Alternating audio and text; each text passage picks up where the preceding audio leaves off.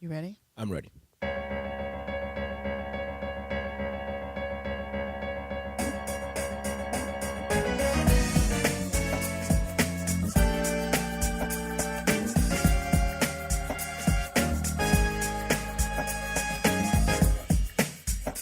This is your spiritual podcast station, bringing you the uncut, unblocked, and unscripted. This is the only place in the podcast universe giving you a balanced approach and a look at the other side. Everything from A to Z.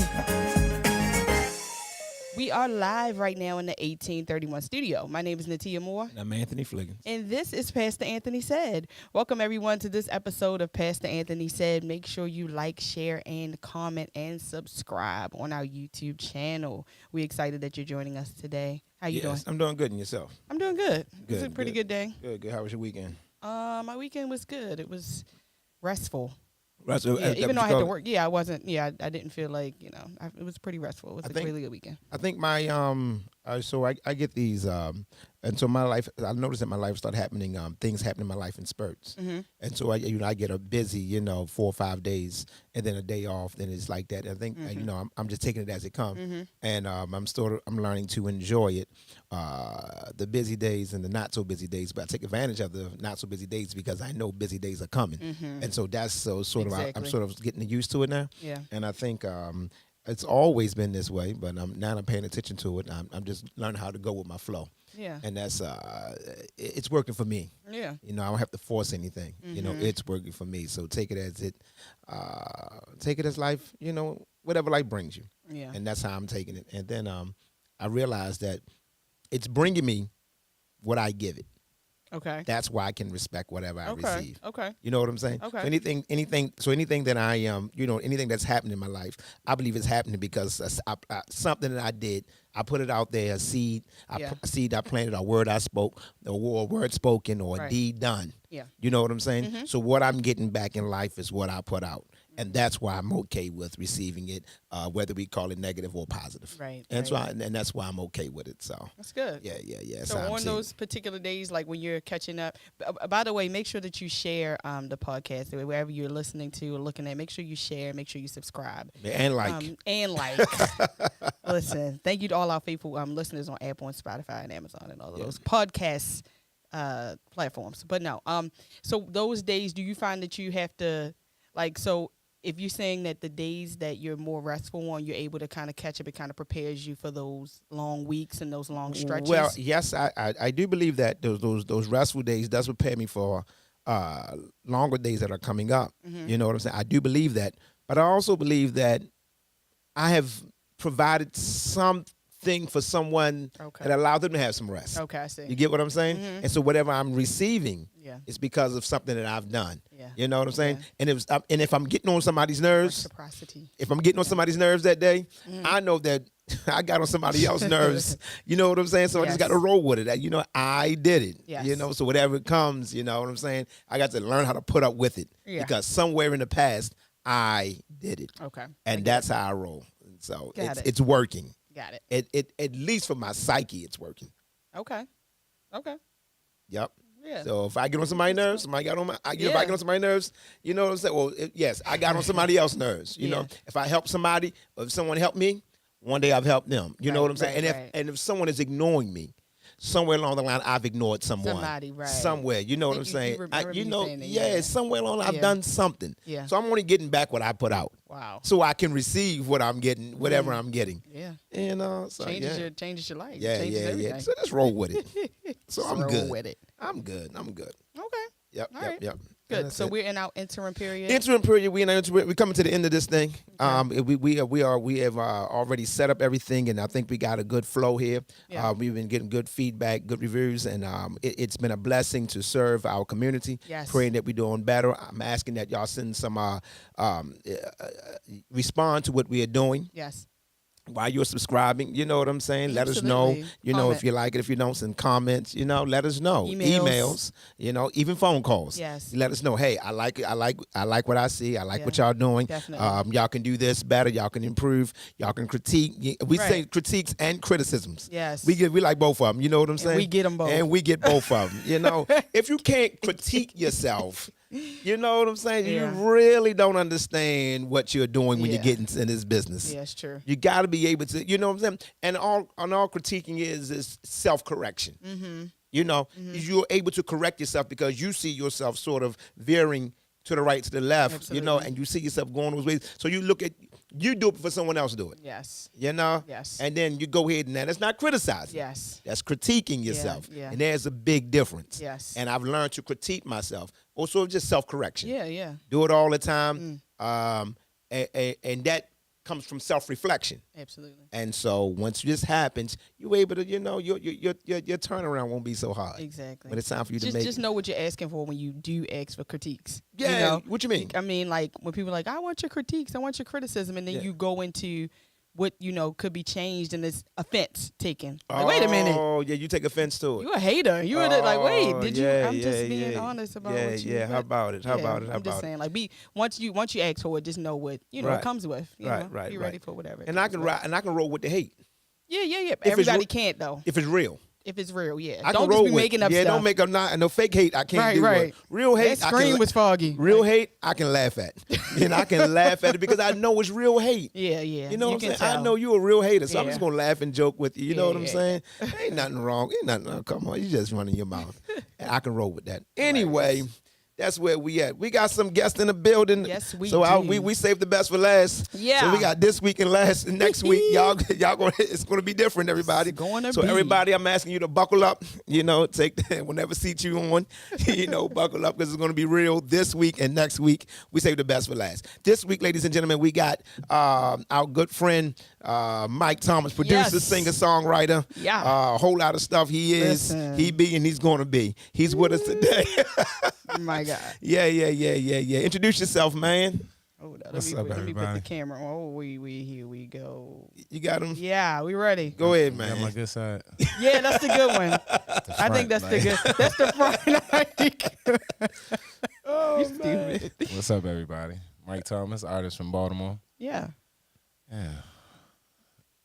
What else we Hey, got? man, What go, else- I didn't know you want me to go down the Go list. down Go down the the line. Tell line. us who you Wear are, as many bro. hats. I'm born and raised from Baltimore.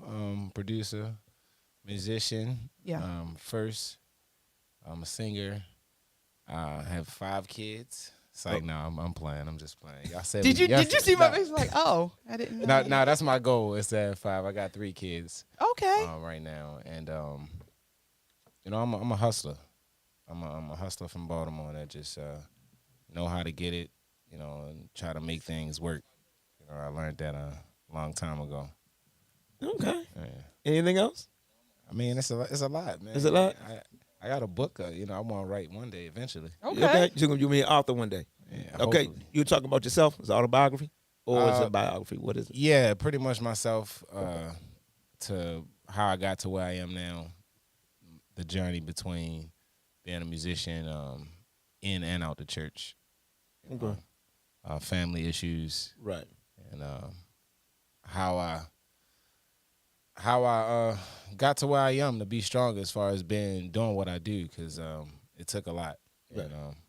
And people looked at me a different way for doing what I do or approaching it the way I approached it, but it's working for me. So Okay. So is this a tell-all book or this is like inspirational book? Right. For that? Is this a tell-all? Are you letting out secrets? it's gonna be. Sounds It's Do I have to? Am I in this book and do I have to say? it's gonna be on the Listen. edge. I know I'm gonna have a lot of people. A lot of people probably mad at me afterwards. but, Oh, you gonna put it out there? Are you using real names? No, I'm gonna just, you know, if it's family, you know, I'm gonna just specify if it's cousins, uncles, you know, brothers, sisters, Yeah. anything like that. But nah, I'm not gonna put nobody on Everybody's name blast. on it. Okay, good. I feel safe. Right. Unless I was even if I was in that space, I still You wouldn't do that. I was very much detailed. Okay, the So situation. people that know, No, Yeah. it's- No. okay, all right. if you know, you know. You know. Use the same Remember the letter. best man?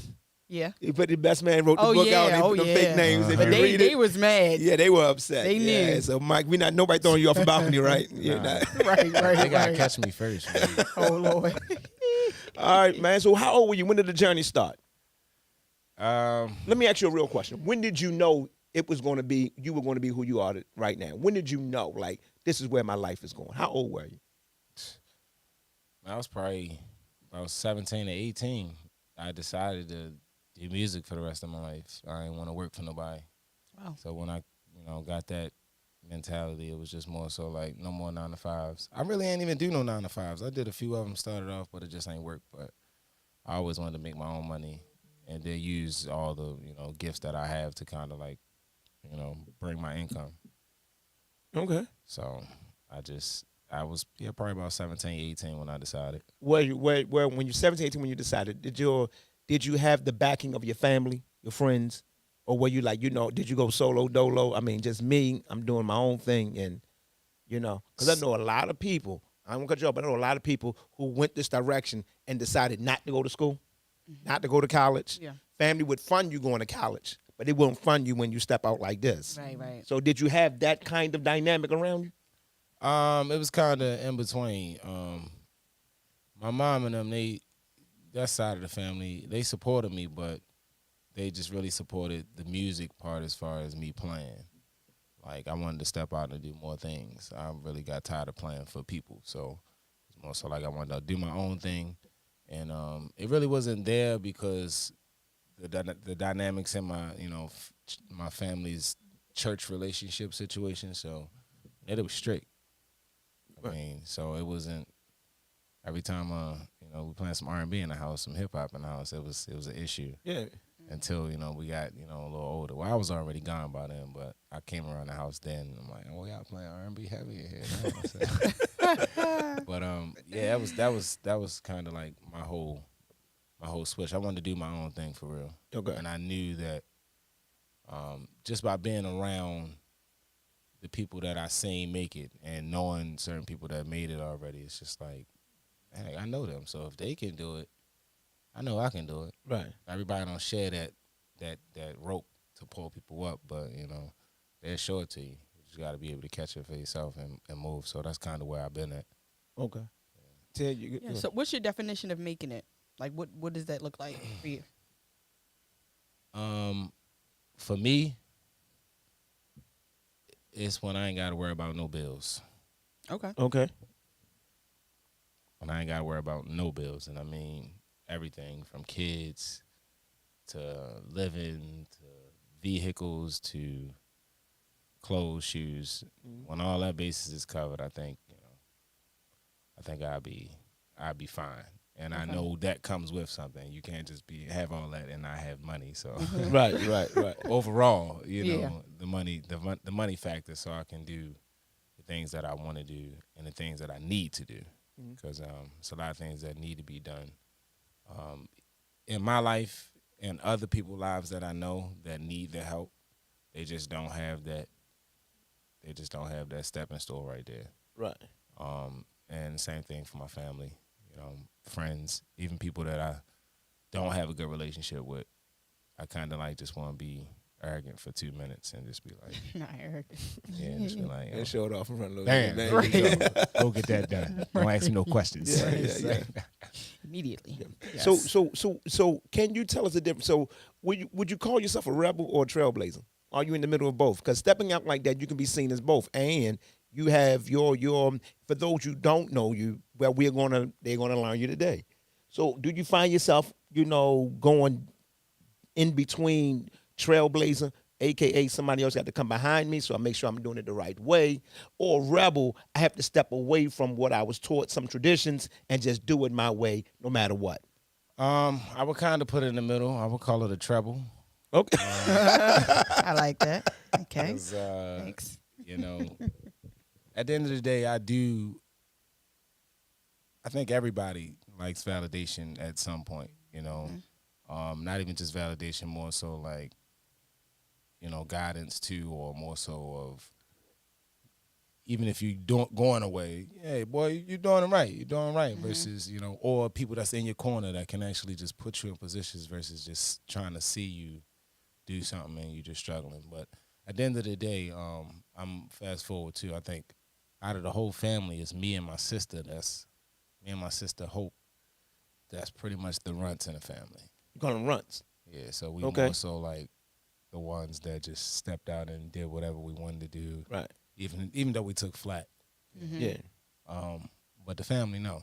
So, we come together, family reunions, or in a big gathering, you know, just don't get Mike or Hope hot. Right. Other than that, we just more fast forward. Like, I think out of my sister Gabby is, I think she's there too. But it's more so it started with me. I left my people's house at 15, so I was on my own, and I said I had to make something happen. You feel me? I had to do it, so I started off with a room. Then, you know, went to, you know, the apartments and then to the house, you know. Right. So it's like I had to just do some stuff. And then it wasn't just for me. It was just so my brothers and sisters can see, you know, that, you know, we can do it. We all made it past 18 and living, so that's kind of like still a drive for me to continue to be a trailblazer or, you know, like forward on everything. Right. So so with the step that you're taking, or the steps that you took, are there any regrets for what you have done? Would you have done it a different way? And if you were talking to Junior, your son, you had a son, Right. yes. If you talk to your son and he said, "Hey, how old is he?" Jay's 14. Okay, next year he comes to you. I'm ready to roll. Yeah. Wow. You know everything. So what are you saying to him? Being true to yourself. So you know what I'm saying? Like I'm like you said, I'm a trailblazing rebel. So being true to yourself, seeing that he may do the same thing and may not follow you. You know, like did you do enough for him to make those steps, or did you acquire enough knowledge to show him how to make the steps he's making? Where are you with this? If he come to you next year, I think it's in the middle. I think it's in the middle because really I've watched him watch me, and I've seen him just move how I move in certain situations with certain things, and then at the end of the day, I have to tell him certain things too, and he listens. So everything he don't do right, but I feel like by the time he get my age when I started doing my own thing and really realizing what I was going to do, he'll have it. I think he'll have it. He's kind of separate. He's not out there in the streets and all like that. So he kind of focused and watching me. So that's why I try to be the most example I can on both ends. You know. Would you encourage him at that age, like 15? Like when you said 15, I'm like blown away. Because it's super young. It's really young. I cannot imagine. Like I just can't imagine. How did you, number one, survive? Like what was the? I was still scared of girls. I don't even know if I was like really brushing my teeth like that. Like I was so immature. Like how do you like have a whole like life and like what does that look like at 15? And how would and if like Anthony said, if Junior would come to you with that, like how would you be okay with that with him at 15? That's next year. Right now. That's next year. Yeah. Well, first of all, let me say this. This probably one of the first interviews I did in probably like 3-4 years. So, Junior, you probably see this.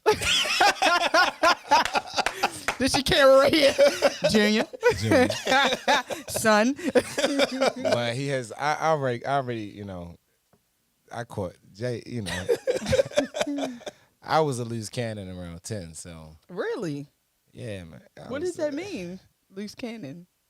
I was into stuff I wasn't supposed to be into, 10, okay. especially in the household I was into. Okay. You know, they was quote unquote saved, but you know, my father was not saved. Got it. Okay. So, you know, he was my scapegoat. But Jay, I didn't call him doing a few things, you know. Okay. I just try to guide him, you know, on the right things, on how to move about it. But I think I think he cool. He cool. Okay. You can see it. I think he cool for now. It ain't out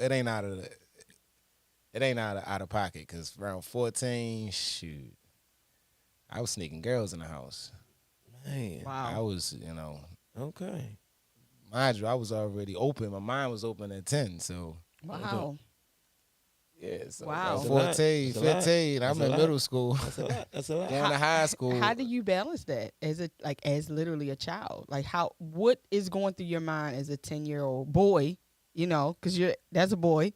You just start. You know, like what's going through you? Like how does it what what does it look like? I was around older people, so okay. I was always fast forward, you know. Okay. To a lot of people, you know, like going in rooms. Once I started growing my facial hair, it was a wrap. Okay. Okay. 17, Okay. 18 in clubs and stuff, to drinking and stuff. I ain't, you know, they ain't care. Yeah. After that, I got a few drinks at on 11 o'clock. I just walk up to the bar. Hey, let me get it. As long as I'm thorough with it, like, let me get that. Pour me another one, Earl. Right. If I hesitate, if I'd hesitate, they'd be like, hold on, let me see. Right. Like, But no, yeah, I was just a little fast forward for real. I was hanging around people that was a little mature for my age, especially because it's musicians. So me being a young musician, I was kind of what they would say nice at a young age. So 2003, 4, 5, yeah, I was playing and people started hearing me. My cousin Josh showed me a few chords, and then So you just gonna leave me out? I took off. Oh yeah, Let me leave it. we always hear this story, and I really want to get the real truth. He will I'm not. really I felt trying to his get spirit the. leading me up to I that did just too. now too. Like, I did just want to look over like. nah, hey, look, no, for real though. Please set it. What happened? Pastor used to play. Like he used to play. I used to steal all his chords, Okay. all his chords and stuff. He showed me a few stuff, but I knew once I started getting a little nice. He was giving me that little cold shoulder. So he was like, one of your. Yeah. He was one of your first I was teachers. trying to tell. Tell People don't believe. I can't play anything but C sharp. Him and my cousin C-sharp. Josh. Yes, that's all I can play. I can't play that many chords or anything. But I used to hold down a church service. Right. My father used to use his uncle's church. During the time my father lost his church, we used to use his uncle, my father, rest his soul, are like best friends. Thomas and Fliggins were the best of friends. Great respect for one another. I mean, much love between the family. So Thomas and I are cousins. We like real family. Like, we've been in each other's lives for a long time. Literally watched me grow up. Really. So when I was playing on the music, he had a keyboard standing up. The keyboard was high, standing up. You walk in the church, it's right there on the right side when you walk in. Thomas used to come to our service because their service was Sabbath. And he used to come to some of our services, and he right there on my shoulder. And I said, "Man, do like this." And I did 2 or 3 things. He did it. I mean, it only happened like twice, but I still take credit for it. Not twice. Listen, It wasn't. I thought this was like him and Josh years. started me off. Not twice. And then shout out to But I Marvis. just Shout out to Marvis Moore. Okay. So y'all 3 I can accredit to the start of, the musician I am today. people So I just appreciate won't that. believe me. Now we got Okay, it you on got it on camera. film. Got it yes. on camera. We Did are you get that on good. film? We got it on film. And We I got it approve on this film. message. We got it on Right. film. You know, Okay. my sons, and my sons, when as they started growing up, my sons took that same path. Like, I want to be like that. They took that same path. Like, hey, we gonna do our own thing. We're just not gonna we're not gonna do that. Right. And for years, I tried to wing them back into what I was doing, and I realized they just weren't doing it. Right. And I wasn't going to force them to. It got to a point when my sons they, like you, grew up fast. I mean, one day they was here, the next day they was above me. Our relationship was only splintered because of my misunderstanding of boyhood into manhood, that my children no longer needed a father, but more of a coach. They needed me, the father, in the sense of they didn't need a daddy. Right. They didn't need somebody to bring ice cream home. Right. You know what I'm saying? Sprinkles, So yeah. so it was more like, give me the piece of advice that I need while I'm moving forward. Right. And I had to just find those moments to speak to them while they were moving forward. I learned that at that moment, especially after COVID, because COVID did a lot to our children. And one day we're going to have to discuss the psychological damage it did to our children being by themselves. Yeah. When they were used to when they come from a community. Exactly. Like my son Justice never had a graduation. Yeah. Because you know what I'm saying? So from 8th to 9th, he didn't have that, you know what I'm saying? All those things that we used to go through, and then having the experience of going to the 9th grade into this new environment. He didn't have that. Right. And so Wow. those things were just missing. So a lot of experiences he missed. In that, I've learned that I couldn't raise my sons. I just had to watch them. Because they wouldn't let me raise them the way I wanted to. But I never took my eyes off of them. And so sometimes when you get children like that, we may not be able to say, hey, A, B, and C. They listening. They may only do B or half of A or part of C. Or they may just they may put A, B, and C, in terms of your instructions on the shelf. But they ain't forget them. Right. They ain't forget them. So now you have to find those times. So I've just learned how to say, okay, so I can't raise them the way I want to, or the ways I was taught to raise them. Right. So now I Or got how to you watch were them. raised. Or how I was Yeah, raised. yeah. So now I got to watch. I have to be like God. I have to be a watchman. I have to be a prophet over my house and just watch. So when they would come in the house certain times, just watch. Don't say, hey, what you coming in the house for? Because one time I'm like, hey, what y'all coming in the house for? They walk right back out. And then I ain't seen them in like 3 days. Yeah. They had somewhere else to go. And I'm like, so for 3 days, my mind is like, oh, man, where them boys at? You get what I'm saying? Yeah. I'm riding around the city trying to find them. I'm calling people, looking for them. I mean, literally, they walked in the house 2 o'clock. I said, what y'all doing walking in here? And they both of them made a about face and walked back out the house. Wow. And I didn't see them for 3 days. They had somewhere else to go. They only came in to use the bathroom. I thought they were coming disrespecting me. Like, no, we wasn't coming home, period. We were still out. You just needed the bathroom for They just needed to go to the bathroom. Like, we didn't come to talk to you. We come to go to the bathroom. Wow. And people don't know this about our relationship, so I just had to watch. After that period, I've learned that to meet them at the door, speak to them, watch them. Be careful when you leave. Make sure you give me a call. I'm paying the bill, at least send me a text. Right. Little things like that. Like I love you. I love you. Yeah. So certain things like that, which brought us to a point where we can now look at each other with respect and reverence. And in terms of my children, look at me, says, while I was trying to get it together, you were always there. Wow. And that's what I had to learn. And so that right there, did you feel, I'm only setting this up, did you feel like y'all parents took that approach? I'm talking to both of y'all. I mean, y'all may not have been you rebel and you like, being very mature. What approach did y'all parents take to y'all as teenagers? My father, it was nothing like that. You know what I'm saying? But I had to learn that. It was a different way. So what I'm trying to say is, are y'all parenting styles different than the way y'all parents raised y'all? Yeah, mine are absolutely. Go ahead. How? I know the church thing now, but I mean, how else? But that was a lot though, because that came with a lot. So, just I growing up in the house, man, it was it was too many of us. Okay, 8 of us. many? Man. So it's 8. Wow. Yeah. It's not really. It's not really more of a focus. My mother was a hustler, so she was always working. She was always there, but she was always working too.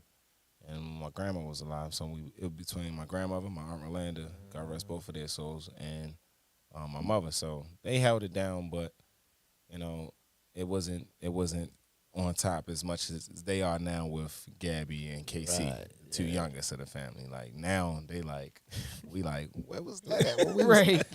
But as far as my kids, I instilled like 5 things in Junior. Zoe, that's a whole different story. And then Mace is the youngest. Yeah. But with Junior's, clean up after yourself. Clean yourself. Hygiene in your areas, everywhere you go at, no matter where you stay at, no matter who house you at. Make sure whatever you do, you clean up. Always respect your mother. And I don't know. I think that was 3. Yeah. Clean your area, respect mama. Clean up, respect your mother. Hygiene. Oh yeah, and watch, man. Just pay attention. He know his father from the street, so he was with me when I was getting myself together. Okay. You feel me? So it was more so like, I'm always certain people I'm around. If I'm hanging out or something like that, I'm always watching. Some people around me be like, "You all right? Paranoid or something?" No, I ain't paranoid. It's just normal me. Right. I'm from the trenches, so I'm always looking at everything, especially if I'm out in an environment, people drinking. You never know. I've seen people just be normal in 1 minute and then snap. Oh goodness! So I've always been on point with that, and I teach him that, like, stay on point. If I ain't looking, you need to be looking. If you ain't looking, I'm always looking. So when we go, and I watch him when we do certain things, go play basketball, take walks, or whatever how the situation is. I see how he watching. I do stuff purposely sometimes too, just to see if he on point with it. And protect yourself. That was the last thing for real. Would you rate what? Go ahead, Tim. How your mom raised you before I ask You want to? I can come back okay. to mine. What are you raising him to be anything? I'm raising him to be an independent, grown man, and what that definition is, pretty much to me, is my father taught me how to carry things. It's what I picture him saying later on. My father taught me how to take care of the things that need to be taken care of. Taught me how to always have money in my pocket. All the things that he see me, pushing to do. I feel like these lessons gonna bleed off on him because this is all he's been saying for 14 years. So it's something got to stick here and there. If he don't, it's tragedy. He's just a lost cause. Oh, Oh no. Junior, I know you will see this, but you know you're that. I be joking all the time. But no, it's really just, even if he don't take what I'm saying, it always happen like that. People say it's the universe, but God always have everything ordained. So even if he don't hear what I'm saying, later on when he get near situations or in situations, somebody, because the spirit that dwell in me going, it's going, he's going to hear later on from somebody. He's like, dang, my father told me that too. Should have listened. right. Yeah, it's going to come back to him. Okay. So I'm not tripping. I just got to do my job. As long as I do my job, I know God to take care of him. I can't make him do anything. Okay. As long as I do what I'm supposed to do, then, Lord willing, he'll do it, Right. do what he's supposed to do right. But God going to keep his hand on him, though. That's all that's all I pray and teach him is to, keep God first because that's the number one thing. So, Got it. Yeah. I mean, my household wasn't extremely strict. I was the oldest, and I am the oldest, and my brother's 3 years younger than me. So I feel like he had it a lot easier than I did, as far as like I was like the tester. So like we couldn't, we were really private. We couldn't have company over, things like that. Like it really wasn't strict. It just was private. So I don't know. I'm more open, I think, with Chloe. I kind of let her have her space. She's still young. I mean, she's 12 years old, so we're not really into that part yet. But just trying to listen to her. I noticed when I was younger, we didn't have conversations. Like me and my mother, we didn't conversate about what I was going through, which growing up as a young girl, whether it was menstrual cycles or whatever. We just didn't talk about it. Things we just didn't talk about. So I find myself wanting to make sure that I'm verbal about everything with her. Especially the things I know she can handle, because she's kind of mature. So I'm just very verbal as far as our relationship compared to how it was when I was growing up. So does your son, does he want to pick up anything musically? Nah, his interest not in music. And no producing, no balls. Producing probably come later once he see how fun it is, but that's usually as, boys get older. They either in the street, sports, or, in that studio. So right. That's typically how it is, or the people you're around. So you gravitate to one or the other. But he definitely in the sports heavy. Okay. My daughter and my son, my baby boy, they in the music heavy. So really, okay. I already know, and I see it musically already starting because it's just a different interest from how Jay came up. Got it. Okay. During that time he was young. I was playing. I was definitely playing in churches, doing R&B shows and gigs and stuff, but he wasn't around for that. Right. Because at the end of the day, I was still, just trying to get myself together for real. So everything I was doing was either late night, having no baby or no. Right. I get it. Yeah, wow. But he didn't experience it like now. Like I didn't have my own space to be in a house, while they around creating good music or whatever, how they being able to hear it, sing. It's different now, but back then it just wasn't like that. Got it. When you made that transition, 17, 18, I know you want to be in music. You know this is the direction that you were going. Did you know it would be this hard? I can't say I didn't. I can say I didn't know because I didn't go through it. Is it hard? I can't say I didn't hear about it being hard. Really? You can't say you didn't hear about it being hard. Yeah. So you didn't hear about it. You did hear about it. I did hear about it, but I just didn't experience it. So I didn't know. You didn't know. Okay. So do you? I'm gonna ask both of y'all questions. Do y'all check the numbers of musicians, singers, and talents that really what we call make it? Do y'all know how many people are successful in this? The number of things. So because we produced the album EP, Mike was our producer. Yes, thank you so much. Yes, he is. Making our dream come true, right? Thank you, Mike. So thank you, brother. Appreciate it. But before I did it, the first thing I did was stats and comps. I checked all statistics. I do. and I realized 10 million songs a day worldwide get uploaded. 10 million, only 1% matter. So this the pool we getting into. With all artists and musicians, I know y'all don't, many people don't know this. Listen to me right now. Listen to me. The average artist makes $35,000 a year. The average music artist in America makes $35,000 a year. That's that's a little over $500 a week. You know what I'm saying? That's not what you call gainfully employed. Especially all the money you put out to.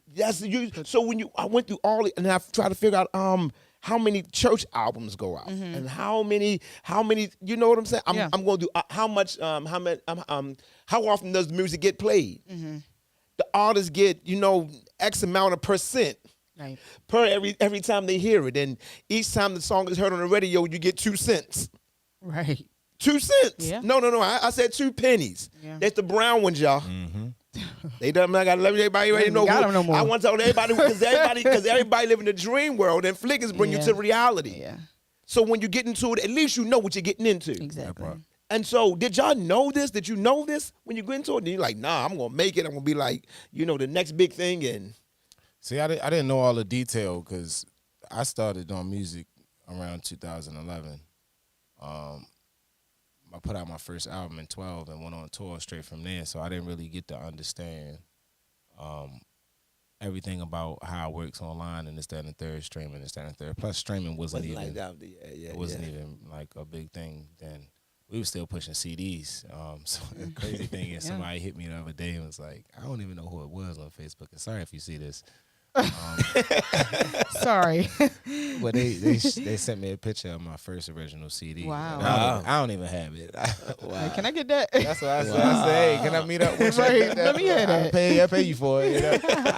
It's still shrink wrapped and everything. Wow. Signature on it. So, that was kind of dope of me. But I just didn't understand it then. But now it's a lot. The biggest thing that we fail at as artists and musicians is promotion, marketing, and that's what gets you the money on the streaming side. You have to market your stuff the right way, and not even just the right way, because nowadays it's not even no right way or right or wrong way to market stuff. It's just really something that somebody gonna look at. You need something that catches somebody's attention within at least a 10-second span of them scrolling. Got to be something. You can go through a lot of videos online, and in that first 10 seconds, you're like, oh, what's this? Yeah, that's right. That's what you need, to push you where it is. And then it's just, once you do that, you got people following, then it's going to start sharing and trending. You got a circle of people. Make sure they, you getting them to share and post your stuff the right way. Right. Because just, posting on a story sometimes, it just don't do it, because some people don't look at people's stories. They get 2-3 views. Yeah. Now, I need you, when it drop, I need you to put this on your page, Facebook, and Instagram, and Twitter, all on one. But you only got to keep it up there all day. It's 24 hours. You can take it off later, but it's a formula to getting that type of money. That's why I'm a hustler as far as singing wise, because I make way more money performing doing shows. Yeah. As a whole, I make a lot of money. Yeah. But then when you got a team that you use, and then the team, of course you appreciate your team, but you got a team that you got to take care of too. Right. That can be very costly too, especially if you know the outcome of what your team can provide for. So it's basically a gamble. Last show I did for the city, I don't know if I'm supposed to say this, but I got $3,500 for the show, and so it was contracted to do an hour 30 minutes, but I think I had 3 singers, 4 band members, sound tech engineer. So all that costs. That money adds up. So you go home with. I know. Yeah. Right. Got a car. You go home with looking like, hey, I just did all this. Yeah. But at the end of the day, that's why I'm on like a hustle game, because it's really a lot of money that's can be made, even with streaming. Like monetizing, people just don't monetize their stuff. Right. I would just say monetize everything and don't pay attention to it for a while. Just check it every month or something. Whereas though, if you're getting people to promote it, you're getting people to push it, get people to download your stuff. That's where it's failing at. So if you are watching artists, drop some music out, get people to download instead of streaming. Streaming, they can stream free on iTunes for $10 or $19. I don't know. That's right. You feel me? So that's just basically a platform that's just hubbing music. But if they download it, then they're buying it. Right. Okay, yeah. Because they'll, that goes with them forever. Okay. If their iTunes is off because they ain't pay their phone bill. Yeah. I've been there. Listen. I'm there right now. So So you got so I'll be asking you questions, Mike, for the remainder of this one. But I'll be asking you questions from now and then. I don't think that I'll be asking a series of questions chronologically. Okay. I have now and then. So some of the things I'll be asking you is about today. Some of the things I'll be asking you is about yesterday. I'm gonna ask you a today question. Who is your music for? Do you know your demographic? I do. I do know my demographic, but it's not the ideal to everybody else. My music is for all feel good music lovers. Your music is for feel good music lovers. What's feel good music? So if it doesn't feel good, meaning I can just take the vocals as a producer, I can just take the vocals out by itself. I can just take the music out by itself, and I can still feel like I can feel it in the room. I can feel the lyrics. It means something. The musical composition that's behind it, accompanies what's supposed to be there. It just if it don't feel good, it don't make sense to me. Meaning, you can walk in a room and in that 10-second span of just scrolling, you just like, whoa, what's that? That don't feel good. Like, or everything every bit of music you can't say that about. Right. You got some music that sound good. Okay. Or the lyrics is good. Good. But you're talking about the feeling. The overall song. So the vibe has to be. It's a whole vibe. It's a whole vibe. And you call it feel good music. Now I'm keep on going. I'm just interjecting before I have a question about that. Go ahead. Do you think that I guess that passion for the feel good is, do you think that saved you in any type of ways? Like, do you feel like there were times when things were down and that type of music was the inspiration, or does that tie into any way of how or why you want to encourage other people with the feel good music?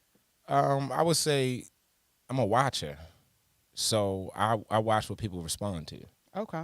And over the years, shout out to all the 70s, 80s, and 90s music, because even to this day, you can play it at any time and it'll take you back to a feeling that you had before. It's not that none of these songs can either, but it was just a different substance. And that's pretty much why I make the music. If I respond to the people, like I make music for the people. It's not even for me. It'll come through me, meaning I give everything I can for people to feel what I'm doing. But at the end of the day, if I'm writing a love song, it's for somebody else to walk down the aisle at, so it can be special to them. If you had a cookout, something that, is for everybody. We can all feel good. We can all do a line dance together. It can bring us together. Just like every type of genre. I mean, my main genre is R&B, but I do everything. It's like a multi-genre in one genre, because it's feeling in every, genre. Country music, you got some good country music. Got some good hip-hop. Every hip-hop you can't feel. Like, when you go back to that Big E, the Pac, and them records come on, you can feel them records. All the dream. Like all this, some of the stuff now, you can put it on, you just hear the same beat. Mm-hmm. You can hear, the same cadences, and all you just hear is that versus what they saying. So, but them records back then, they took time. They put their heart in it. So they made sure if they can feel it, we can feel it. So that feel good music, you said if I take the lyrics out, that means that if I only hear the lyrics, I can feel the vibe from the lyrics. That part. And if I remove the music and just listen to the music, is that what you're saying? Vibe. You can feel the same vibe. So when you're putting this thing together, are you putting it together that way? So what comes to you first, the sound or the words? How does it work in the laboratory of your brain? I can't even. not on your podcast. I can't explain how my brain works. Why not? Because This is This is no. This is the Uncut. podcast for that. all right, so Because you got other people. He who like, got- bet. Because no. I'm telling you why. No. I'm telling you why, Mike. I'm telling you why, Mike. Because music is a. So what is music, right? So what is music in my definition? Before you let you know you got the freedom to. What is music, right? Music is where does the word music comes from? The word music means to muse. Muse-ic. Muse means to think. Music is the art of thinking. So if you don't want people to think, muse. So that's amusing. So some people don't need to think because they think too much. So music then becomes amusing, like an amusement park. I don't want to think about I don't have to think. Yeah. And that's why amusement parks are set up that way. They set up for you not to think. This over here is the water park. This over here is the roller coasters. You don't have to think. When you walk in the doors, how you feel, cotton candy right here, it's already there. So you don't have to think. What music is the art of thinking, and people don't know that. Well, if I don't want people to think, amuse them. Because some people overthink. Yeah. So what goes on in the laboratory of your mind, because it's telling us the way you think, other artists are also listening. Yeah. well, for me, lyrics can come from anything. Side story, sometimes I hang around friends and we'll be a mid conversation, and I just be like, hold up. It'll just be like an awkward pause, but they think I'm losing it or something like that. But you heard something. Oh my goodness, a whole Yeah. song that came, a Listen. whole hook or something came to my head for real. So it comes at random times. I'm a avid, cannabis lover. So, that kind of plays a good part. And that played a big part in music for, since I started music. But for me, it's just kind of like everything just be everywhere in my head. Like a junkie room. Okay. It'd be like a junkie room, but then, indulging, it kind of allows me to compartmentalize what I need to, just take out, like, boom, that hook right there, or them words right here, put that beat to that. It allows me to do it versus it being all over the place. So that's kind of one thing that kind of do it. And the lyrics that come, again, from anywhere. It can come from a commercial. Or hear a conversation. I hear somebody saying something, somebody arguing with somebody. Right. Boom. And so She just said something potent. and the cannabis or the smoking, anything else, that doesn't remove the memory. Because when you say you're doing it with friends, right? You know what I'm saying? And I'm with a friend, I hear something. Of course, you ain't got any material. Sometimes you have the material to write down, or you may be just driving. So how do you remember it? Oh man, I got 3,000 voice notes in my phone. Okay, so you do capture them. Man, yeah, you see that? Yeah. I'm still scrolling. Okay. Yeah. That's voice notes. That's probably 95% of that is either lyrics or random beats I done put together in my head, like I was, a beatboxer or something. Right. And then the rest of them is, soundtracks and stuff from here. So you go do the da da do do do in your head. Yeah, I do it out loud. I do it. You do it No out loud, matter where yeah. I'm at. I could be at a library. Right. Yeah. And you'll do it. And you'll get Yeah, it. loud as I don't what. Right. You put me out, but I'll be still getting that out Yeah, my head. yeah, Like, yeah. hold up. Yeah. Got to record this. Yeah, man. And that with all of that, it brings you to a place where okay, so I got what I need. My question is, how do you put it together? So we know the room is junky. Got it? And so if I picture a junky room, what am I looking at? Shoes everywhere, Clothes on the clothes floor. on the floor. Bed You know not what I'm made. saying? Right. Bed not I made. compartmentalize. I just In a junky room. yeah. Help me understand, because I can't understand that. It's just as well as going in a junkie room. What you gonna start with first? Because I can't even you know me, I gotta straighten up every chord. When you come in from church Sunday, chords are rap. I cannot move when my mind can't work that way. Go ahead. Yeah, but even ahead. still Yeah, here. how does Go ahead. Go ahead. Go ahead and say I what was you're about to say, saying. when I used to smoke, which I don't smoke anymore, it creates a fog, in my opinion, to where as though the details you're not aware of the details, if that Okay. makes sense. Like, you can be detailed in the music, but like a chord on the floor, like the bed pulled back and not made up, Right. it's like you don't really pay attention. Oh, That's that not gives- the priority. That gives At me a least- total opposite. They, feeling. they Yeah, made, so it I'm made trying to me ask him. completely foggy. And I'm using this as an example. Like I'm using this as an example. Completely Like foggy. how does it go on in your mind when you're saying that the library that is called Mike's brain Okay. when it comes down to music Uh-huh. is like a junky room. So I get what you're saying. How does it work? How does it work? Let me just, I guess, say it specifically. If I already got an idea for lyrics, the first thing I'm starting with when I open my door is the kick, the drums, of everything, because the drums is foundation. If you can feel the beat, you can really put anything musical behind it if the beat is there. But again, once you make sense of the music that goes with the beat, it's just like a marriage. It just connect, and then you just sitting there losing your mind like, yo, this feel crazy. But it's more so I start with the drums first. Start with the drums. It depends if it's always different ways, but even if I got lyrics or somebody send me a song and it's just lyrics or something, I got to create the music behind it. I'm starting with usually the tempo, and that's the beat. More so like, how is this gonna go first? And if that's there, then I'll go in and start creating from there. Click track, which is still the beat. You feel what I'm saying? And then I build from there, keys and everything else. Usually it start with keys. Once I got keys in there, I'm focused back on the drums, then bass. If the room is junky, right? Starting off, just going back to that. So if the room is junky and you're saying that the cannabis helps to organize those things for you to be able to like specifically put each thing in where it needs to go. It kind of when I leave from downstairs to go up to my room, just give you the walk by walk. It's already registered in my mind while I'm walking upstairs. It seems it probably seems like it's 5 minutes, even though it's only 1 second to get up there. But I'm registering. All right, boom, the shoes first. Okay. Clothes going to one corner. You know what I'm saying? Make up the bed. Everything is like right behind each other, but I'm knocking everything out. So, and even with me being in detail of it, like I'll be shoes, like I'm real going anal. My son will tell you, like, shoes by the door, they better be straight. Like, I be So it's more so like I be on point with it. Like, so it sounds like organized chaos. Yeah. But I have a psychological question to ask you, and this is a real question because Cat Williams, they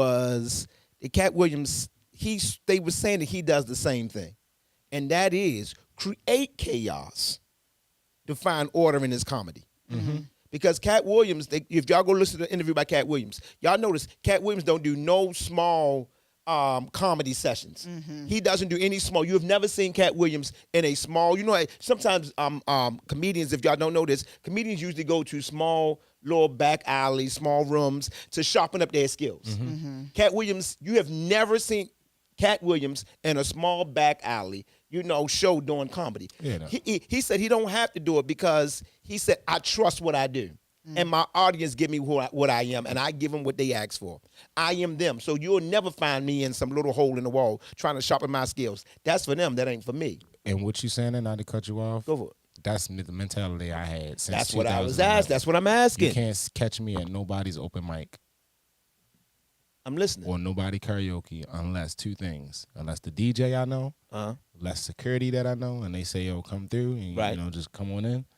But I haven't done a open mic run in years, probably since 2012. Okay. Because even though I got my own, and I opened that, a couple years ago, that just wasn't my thing. I'm not doing no open mic, because I know that I'm going to go ahead and sing. We're going to go ahead and do a show. I'm about to be wasting time for real. Right. And that was a bad mindset, too, at the same time, because I could, be gaining fans and friends from that way, too. But when people look at you like that, then they going, just look at you as, oh, he's just like anybody else. I understand that. Nobody can say that they caught me at no open mic. Got it. Really. Got it. Okay. Cat Williams said the same thing. So they asked. So the consensus was that since you don't do that, in order to get material, you live a little ratchet to create that material. You make your own chaos. So you do stupid stuff, fight little 14-year-old guys in the middle of nowhere. You know what I'm saying? Talk about his little, and then he make that part of his comedy. Is that what you're doing in your mind? You don't do it in your mind, do you? You don't do that to find yourself at a place where I can find the music. No, I create it through your life. It's kind of half and half because a lot of songs, like if I'm writing a love song or a breakup song or something, I've been through breakups. But you don't make a breakup to make the song? No.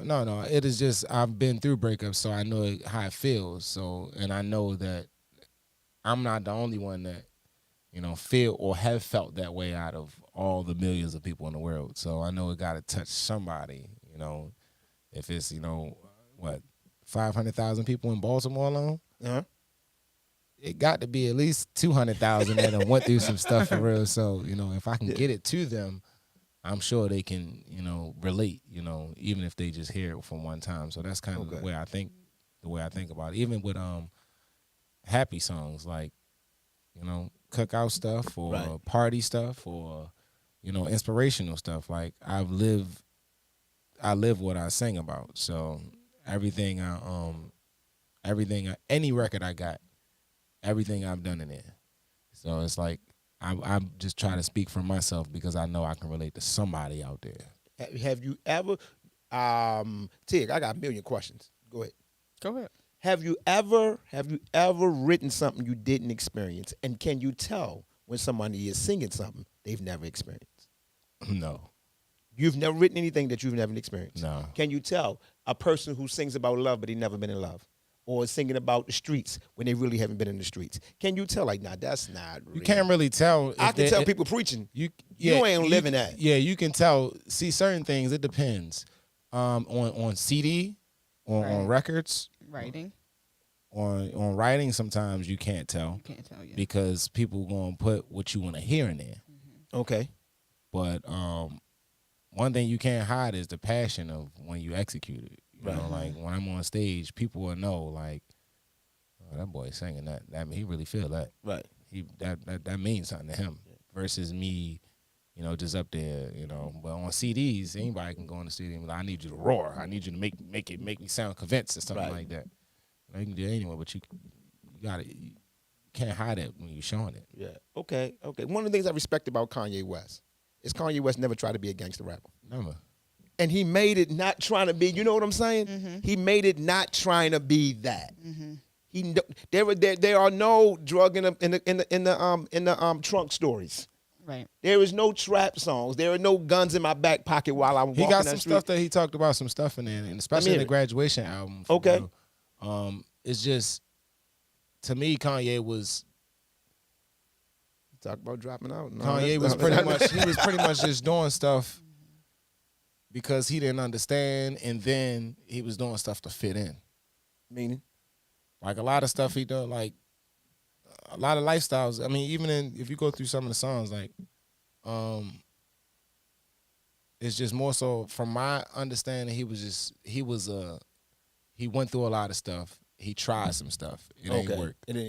And he knew that he wasn't like these other, you feel me? Right. He was something different for real. So like, and then for him being one of the greatest rappers alive, of course, it's not even just rappers, just creatives, because there's a lot of people that got rapping, but when you put the package together, when you clean the room, he cleans the room very well. That's what I'm saying. I think we're kind of saying the same thing. I think he is who he is because he ain't try to be who he wasn't. Yeah, absolutely. That's basically what I'm saying. Yeah. Like you have more room to create when you have removed the phoniness. Yeah. When you authentic, I'm okay being me. Mm-hmm. The creative is the only area I can operate in. Yeah. Because I'm in my own skin. Yes. And I feel that way about artists when artists are real. When Mike came to the church, a lot of people can tell what happened, right? A lot of people like, hey, you got Mike over there. I got 50-50. Some of the old school saints saying, hey, what we going to do? Right? Then some of the new school saints was like, you know what? Y'all going to be good. He's good. Some of the pastors that was like, strict. Like, yeah, you going to put him on camera? He in front of the church. You know what And so I'm watching this. But that's funny that some of the things that I get. Like, go ahead. Can I make a pause? Go ahead. Go I for want it. to shout out a few pastors real quick. Can I do that real quick? Go for it, man. Your part. Go ahead. This going to be good, pastors. First of all, let's shout out Pastor Ashley Flicker. Let's say that first. Shout out to Pastor Clayvon Burston. Yeah, Clay. Clay one time he was good. Yeah. Listen, Pastor Clay, like if it's not a lot of pastors that still look at me as a human being. Wow. That's a real monster. talk. A monster. I'm about to say, what's the opposite of a human being? Like an alien. Alien. Martian. Okay. Nah, for real. Shout out to Clavon Burston. Shout out to Brian Martin too. Yeah, Brian. Yeah. And Leroy died. That's from Baltimore. My brother, of course. My brother's a minister too, so Yeah. he always, no matter what he do, he always know his brother gonna come. He'll call me when he gotta go preach. Be right on the organ. Be like, yeah, this is my brother on organ. We used to grow up, So that always was love for me. It's a few other pastors too, but I can't really think of them. Oh, Oscar Brown. Shout out to Oscar Brown too. Okay. And, he has more of like a, bigger church, and just for him, being receptive as he is to me, and of course knowing a lot of people, it's just like he still look at me as, oh, Mike can play. Mike got the oil, but Mike ain't no joke too. Right. So me being there all that, time, he kind of experienced all those situations. So that kind of make me feel like there is still hope in pastors, because a lot of people. There's a lot of people No, for real, man. There's a lot of people that don't like church, or like church because of pastors, or musicians that don't like church because of pastors, and artists too, but it is some good churches out here, man. A lot of people, if you pay attention to it, there's a lot of musicians that only really go just to get paid, or, a lot of musicians don't go to help, like the ministry grow, and that's because of leadership too. When you respect leadership, then you'll kind of go above and beyond doing stuff, that's outside of your job description because of the love that you got. You feel me? And I haven't shown that to everybody. You feel me? So because I haven't got it from everybody, especially being playing in the church for so long. I think I'm one of the youngest musicians that's been playing around for a while. After the quote unquote OGs now to this time, Kenny Shelton, Justin Savage. Wasn't really too many under them playing, consistently. Like, I was playing before a lot of these musicians that's really killing now. So on TV and all that stuff. You was playing before them? I watched them. Okay. I watched them come in. Okay. And I really love it because it showed me two things. It showed me one thing, that I could have been so much better if I would have kept to it. But then it's showing me the other thing is I can still be better if I keep to it. And what's better? Like, what's better musically for you? That better Because position? I feel like you are, like, what is but better? it's a lot of musicians that can play me under the water. Okay. Like, I can play, but yeah, it's a lot of musicians that just got it. They got it. Singers too. Like, that's why can't nobody do me better than I can do me. Mm-hmm. Can't nobody sing my song better than I can sing my song with that passion, because that's the first time, once they hear it for the first time and they fall in love with it, other people can sing it, but they just like, yo, well, Mike sang this joint, and I experienced that singing Bring You Down, the reggae song I got. I experienced that probably like a couple months ago at Feel Good. And I didn't even get to the first couple words of the song. The whole building was singing it. Wow. And I'm just like, all right. That feel good. In my mind, I was like, y'all ain't gonna let me sing? Right. Like, no, we not. They sung all the verses, the parts, the ad-libs and everything. I said, hey. But that, that's what, when people when it feel good to people, it's gonna digest automatically. So that's just kind of where I've been at with that. Yeah. Okay. So shout out to those pastors, those those ministers. And it's funny that Clay, Brian, and Leroy, and I call them by their first name respectfully. I know they're pastors, bishops, and apostles, so I respect them. I respect all of them. But we just talking they are close to each other, so they are brothers. So they come up understanding what is and what's not, how it is and how it should be, and what it can be. When I first brought Mike over, the old folk was saying, "What are you doing?" New folks said, "You're gonna be okay." Old folk were like, "Hey, you might wanna check his resume." They not knowing we were already like family. Right. That's what they didn't know. They didn't know that part. I'm like, wait a minute, y'all. I know this man's, I know him. Like, I knew him before he had a mustache. Yeah. You know what I'm saying? Like, yeah, like, so y'all, what y'all telling me, I heard, don't care, and anything else. So then I prayed about it. And so when I prayed about it, and of course I never told you, but we hear the Lord said, you're dealing with a modern day David. He's not perfect, but he's real. He's not, but who is? He's real. And you can and you can build what you need to build with someone who is real. Yeah. You can just build it. They're not phony. They're not trying to be one way here and somewhere else there. Yeah. If I'm here, I'm here. If I'm there and you catch me there, I'm there. You know, it is what it is. You know what I'm saying? Yeah. And I had to look at this and that, but that's the answer I got when I prayed about it. And a lot of our pastors and ministers and, you know, we're not praying about these things. Yeah. There was a sermon that was spoken last Friday by Bishop, I believe his name is Ralph, Apostle, Archbishop, or Apostle. I want to make sure Ralph Dennis. He preached it at, I believe that's his name, right? Bishop Dennis? Ralph Dennis? Yeah, I think it's Dennis, right? Yeah, it's Ralph Dennis. Yeah. Ralph Dennis. Good. He preached a sermon, and I'm a crop it and send it to my church. He preached it at Aaron Hanna. Okay. Aaron Hanna was, you know, becoming an apostle, accepted that. Ordination, Yeah. He Shout it out was to that. Aaron Yep, yeah, Aaron Hanna, yeah. So I watched it, and he preached a sermon called The Woke Apostle. And he said the woke apostle have to have the ability to marry or bridge what he called the secular and the sacred. Wow. And I have been operating in this for some time now. Yeah. So I have been able to merge, not the two in the sense of making them one, but helping us understand that everything sacred is not worldly. That's good. But because you don't understand the language, and you don't understand the people, and you don't understand that, I can get biblical and theological, but I don't feel like it tonight. But I understand it. God understands it as well. Yeah. What most folk in church call sanctified, it's just being ultra religious. Yeah. Agreed. It's really not holiness. It's being ultra religious. That's what it is. You just I teach it all the time. You're ultra religious.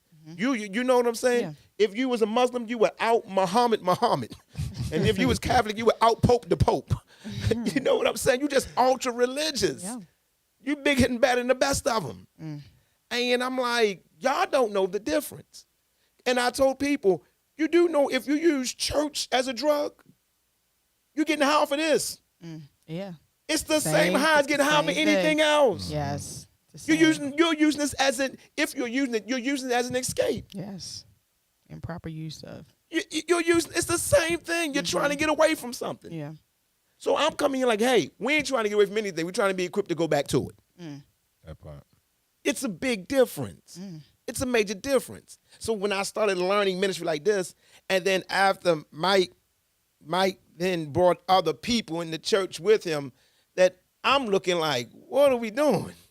And so he brought singers in that was untraditional, artists in that were untraditional. And I'm saying, what's going on? So I'm looking at my pulpit, and my pulpit looks different.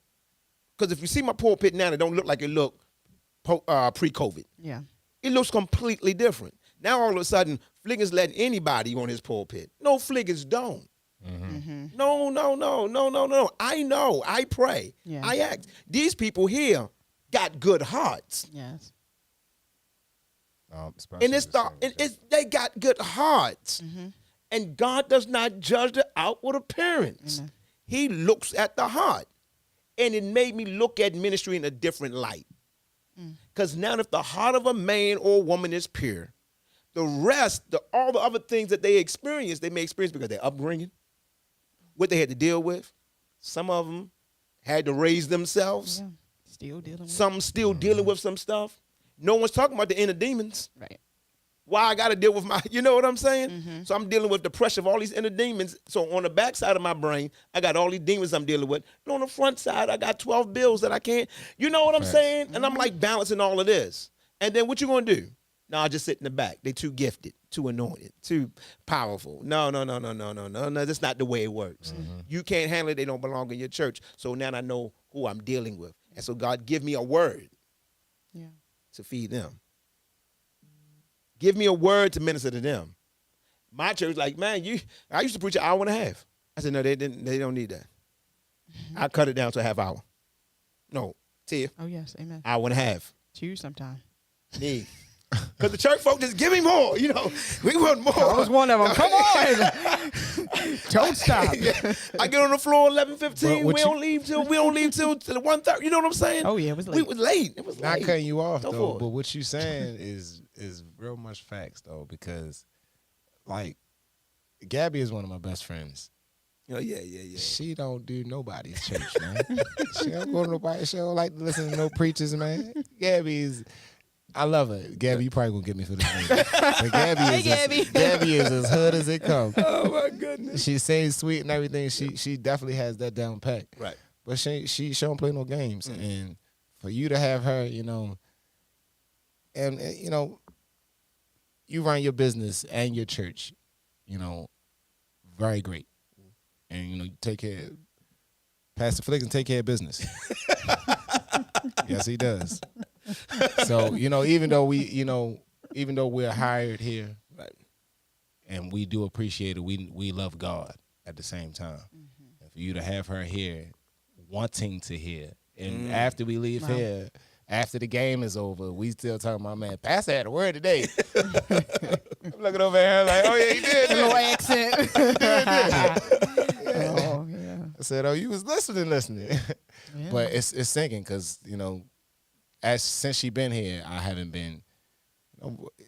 We really had no conversations with nobody like that. About after church. How good church was, or how the word was and stuff like that. Usually just Sundays. So but every week, every time I know you preaching it, she feeling it. Yeah. Oh yeah, she talks about it. Yeah, she get in the car like that. Pastor almost, and even Nay, our media. Okay, yeah. She was like, Pastor can't make me cry no more. Sorry, Nay, I'm sorry. Everybody put it all out. Everybody get it. They know. Hey. She said, but that made me definitely made me smile though, because she wasn't going to church. And even though she got hired for a job, her soul is getting saved at the same time. Right. Because things that she talking about now, like verbatim. Right. Yeah. Reading the scriptures that even though you send them over, they're already digested in her spirit before she get them. So it's like that little stuff. Right. That's the little stuff. So I do appreciate you. Shout out to Pastor. Yes. Thank you, Come man. on. Yeah. So when and then it made me change. And in making me change, it causes others to see that no matter what you think you know, you don't know everything. You have no idea. So God can send you people that shift and causes you to transition within your own ministry so that you can humble yourself a little bit. And say, okay, there's another way of doing it. There's another way to do this. And moving it like that. So I learned it. So we're going to crop that sermon out by Archbishop Dennis. We're going to crop it out, and I'm going to put it on the page. It's a beautiful sermon. I recommend it. Everyone listen to it. All right. Now, I told you me going back and forth, right? Yeah. A couple more questions. You got something, Tim? Yeah, I have a question. Go for it. So in regards to that, so as far as reputation, for those that, we know you, but like for those who are viewing that might not be that familiar, what is this reputation that you have? Like, what do people think when they first think of Mike Thomas? So many different great things as well, but like, why is that a thing? Well, the first thing probably is keyboard player. Okay. Because that was pretty much a big staple situation. When I did have the passion like I did back then, I was playing for a lot of people. Meaning people was always seeing me, places. And then again, shout out to Brian Martin, because I was playing for him, and if anybody knows him, he's a traveling preacher. So if he's somewhere, I'm somewhere. That's kind of how I was with Batman and Robin. So I was Batman. I'm sending all this to everybody. Mike Tom. He getting them today, boy. Mikey too. No. That's my guy. That's my guy for real. But no, it was pretty much that. So I had that reputation of being a musician, and then once I lost that passion for it, just to chasing it, I wanted to sing, and I wanted to put out my music. So that kind of was that. All right, bet. Now everybody like, oh, we can sing. So that was more that drive. But the reputation I believe I have here is, I'm a good guy of good character. People know I'm loyal. Okay. I'm definitely gonna hold you down if you hold me down. We straight. We gotta understand it, and we good. It's a few people that crossed me over the years, and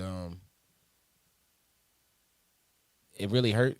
And even when I think about it now, like certain situations, but I learned from those situations, and I've learned before even then that everybody not going where you're going, and everybody, that next level of, where you're going requires isolation, even from the things that you're used to. Exactly. And that's kind of pretty much how I look at it now. So friends that I've lost, I ain't lose them. It's just more so they just was removed for, because that season was over. Got it. Yeah. Okay. A back and forth question. When did you know R&B, which stands for Rhythm and Blues? That's right. Mm-hmm. Rhythm and Blues. When did you know R&B would be the lane that you grabbed the lion's share? Man, when I heard Drifting on a Memory. Wow. Man, I think it was because I was listening to music. So this had to be like the late 90s. Probably like 97 or 98. You was a kid. Yeah, I was young. But music was, my grandmother, my grandfather, they played the hits. Okay. So like when I heard that, then I got stuck on Marvin Gaye.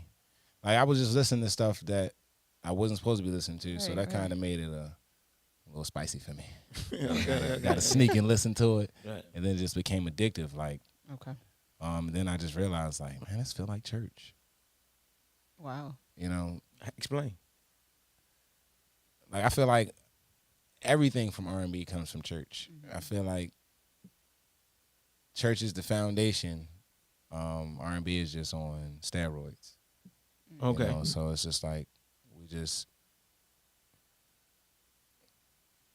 like it's a lot of songs you can take that's from gospel and put an R&B song straight to it. Mm-hmm. Same thing with vice versa. Okay. So that was kind of like, to me, R&B, man, it's really unexplainable. It's a feeling. Like hip hop to me is a sound. You can feel some hip hop, but majority of real R&B, it's a feeling. Like you can feel it versus just hearing it. Mm. Like again, that song, yeah, I'm sure y'all can hear it ringing right now. Probably, Right. But when that joint dropped, fall in love, just the lyrics, everything. Like I was young too, but I'm learning what these words mean. And like, what is he talking about? Right. When you heard it, like prior to hearing that particular song, like were you already creating like the R&B lyrics, like the stuff that triggered everything? Nah. I probably heard that song. I probably let that song probably digested in my spirit. As I got older, probably around 19, 20, like really word for word, like, oh, I was young when I heard this, but now I know. Now I know what it means. Okay. Cause I'm into it. Like I'm into music now. I'm not just hearing it. I'm doing my research on music, learning how bars should go. Why did he make this phrase here? Why was this bridge right here? What story he was telling to lead up is because a lot of these songs back then are stories. Yeah. And then I had to understand how to create stories and build stories as a musical author. So that kind of, I didn't really understand it then, but now it's like I do understand it. So yeah, that was a big record. And R. Kelly, Usher, all of them was the webs to why I do what I do now. Got it. Yeah. Okay, that's where, and that's when you knew that. This is when you knew that, R&B was the lane I'm going to, park my anchor. It may not be where I stay, or I don't know. I'm not sure what you're going. I'm not sure. I'm just saying this is the lane from which you're walking in. Mm-hmm. You're so good at gospel. Yeah. So for you to be good at, is there a wrestling going on in you? Because when you sing gospel music, man, the tears, the people, the memory, the sound, you know what I'm saying? When you sing, it's like it does something to the room, to the atmosphere. It just, when you say, okay, I'm taking that, are you saying that I'm taking that feel over into R&B, or are you saying, hey, there's a sound for R&B that I'm trying to get, sound for gospel that I have because I was raised up in it? I mean, how are you dealing with this in your brain? See, I never sung in the forefront in church. Okay. I was always the musician. I never was like praise and worship leader or, you know, the one that they call to sing the leads and stuff like that. So I was always in the background. So until I started doing R&B was when I was out there, which gave me the experience of loving what I do. Okay. And then, you know, soul is really just in me. Church is just like, you know, the raspiness. They call it, you know, the raspiness, or like he got that grit to him or whatever, however that situation is. That's really because I'm singing how I feel. And in church, you're taught, you know, pretty much to sing it in rehearsal, sing from your belly. We singing this song, and every song that was, you know, that I heard coming up, they were songs that people were singing from their diaphragm, like really singing. So it was like you couldn't sing it pretty, like, you know, I searched all over. Yeah. No, you couldn't. You gotta sing it like sing that joint like you mean it, even Right. though that's a current song. Yeah, but, I get what you're saying. You know, it was more so like, yeah, I had to do that. But R&B just was more so like I can be free. I can do what I want to do on stage. I can sing, and then I don't gotta really fake nothing or act all holy. And you know, in church coming up, man, the singing aspect, it was a lot with singing. Let us have it, man. You Let can't us just go. sing. We here. You We doing here. praise and worship. You got to have a tongue in there. You got to have a little walkover. You got to have the stank face that you look like God is using you or something like that. Like it's just a lot for real. And then number two, for real, it ain't no money in gospel music. Okay. And what I'm doing is to take care of my family. Like I'm doing this. He to take care of he my- said, listen, everybody. So he's talking to the gospel music listeners Yeah. and supporters. I ain't talking about the Kurt Franklin. No. and the I'm talking about the people who listen to this music. Yeah. He said there is no money in gospel There music. ain't no money in gospel. There music, are, man. but there are people who got money in the gospel. Yeah, they do got They money. just ain't putting it in the music. A lot of people been saving. A lot of people saving. You know, a lot of they people save, saving money.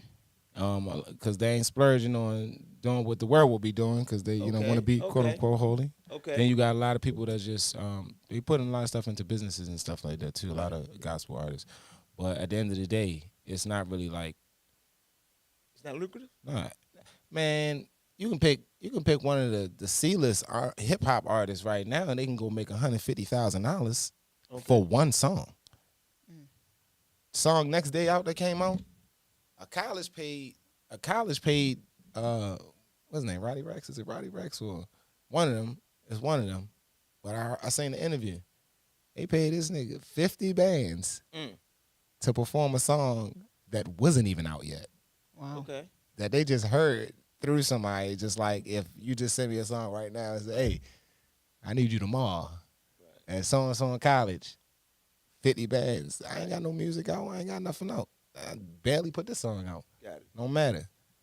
Ain't doing So that. gospel music. So gospel music. You're saying gospel music is not lucrative. Gospel music hits come from, I mean the hits, and even still with the hits, if people ain't streaming it, that ain't making no money. This streaming game has messed up the hustle for everybody. Yeah. You know, it's terrible on hip hop artists because they shows and stuff like the festivals they kind of fail.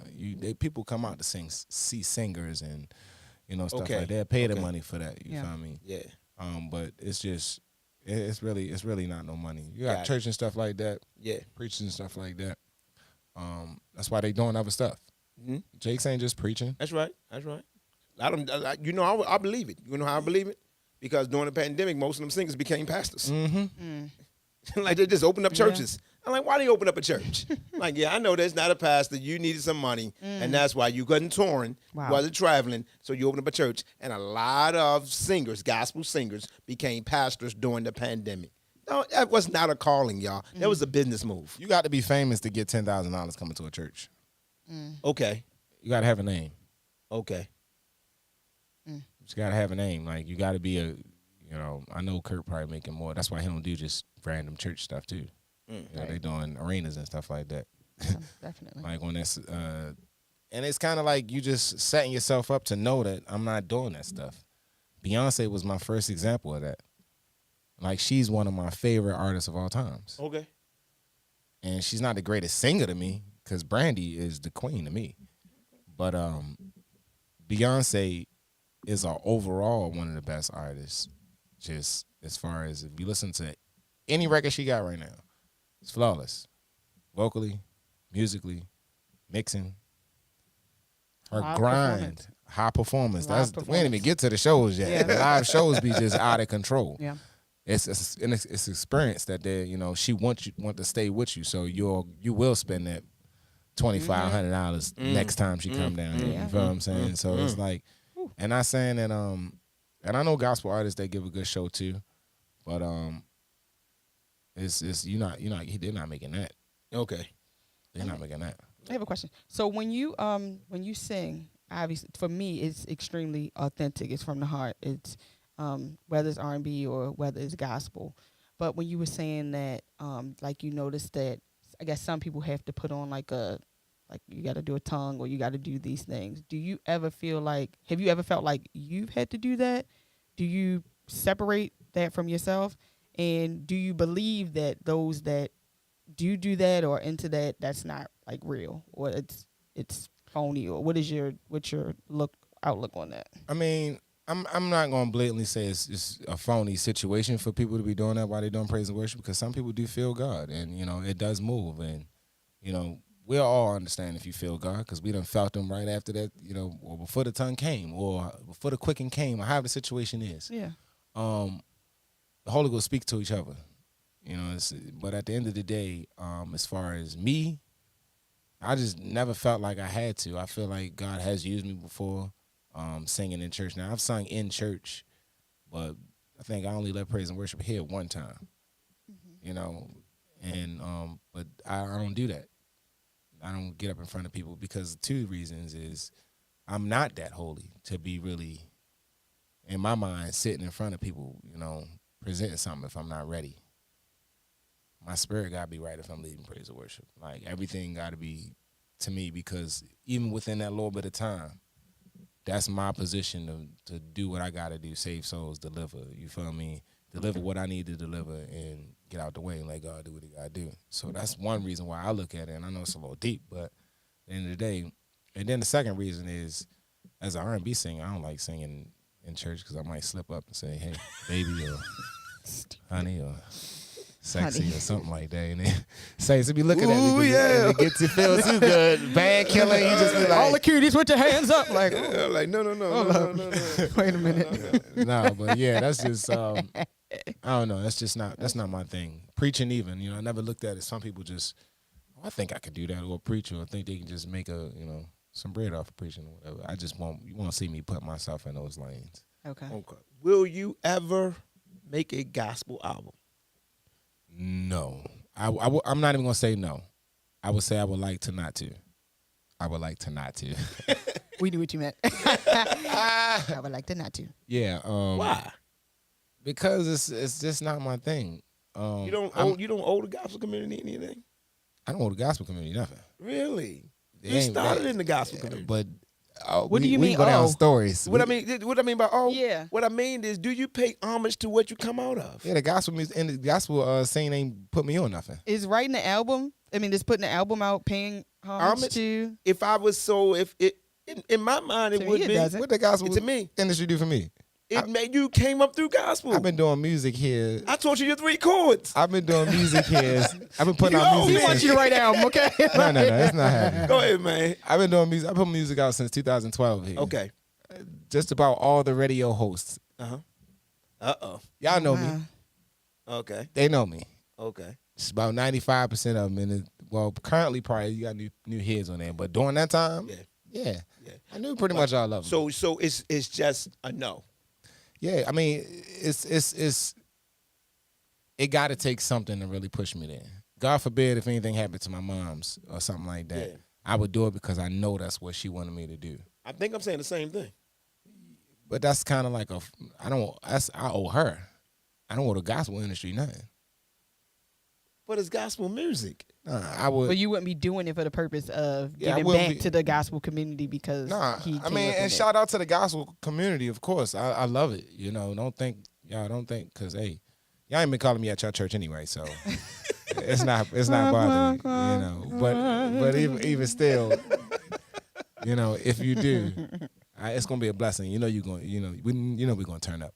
But other than that, I would do it for my mom. You do it for your mother. That's okay. Shit. Okay, good. Well, unless God woke me up at 3 a.m. and says, "Now, son, right now, right." Like he gave me a few songs. I actually do have like an EP I can put out if I just was going. If I was just going to do it. Right, but you're not ready to. I wrote them over the years, and they just all over the place. But if I just said, somebody say, like, you got to put out one tomorrow. Right. Okay. I mean, you wrote one on our EP. You can be very, Yeah. Okay, so but you just don't want to. Yeah, you just don't want to do it. All right. Yeah, because there ain't no money in it, man. All right. You be putting it out for no reason. Oh my God. That's like putting on all white and going out to the front yard, rolling around in the. He ain't got nothing to do today. You fresh as a dice in the mirror. What you about to say, Ted? I was going to say I wanted to get back to the Owen thing. Like how I don't know, so part of what I am I'm generational. Mm-hmm. I'm generational, and I've been taught this as in my DNA. I've been bred. My father, my grandmother, my great grandmother. Mm-hmm. You got it. Certain things that I do it to honor them. Okay. There are certain things I do that I don't have to do.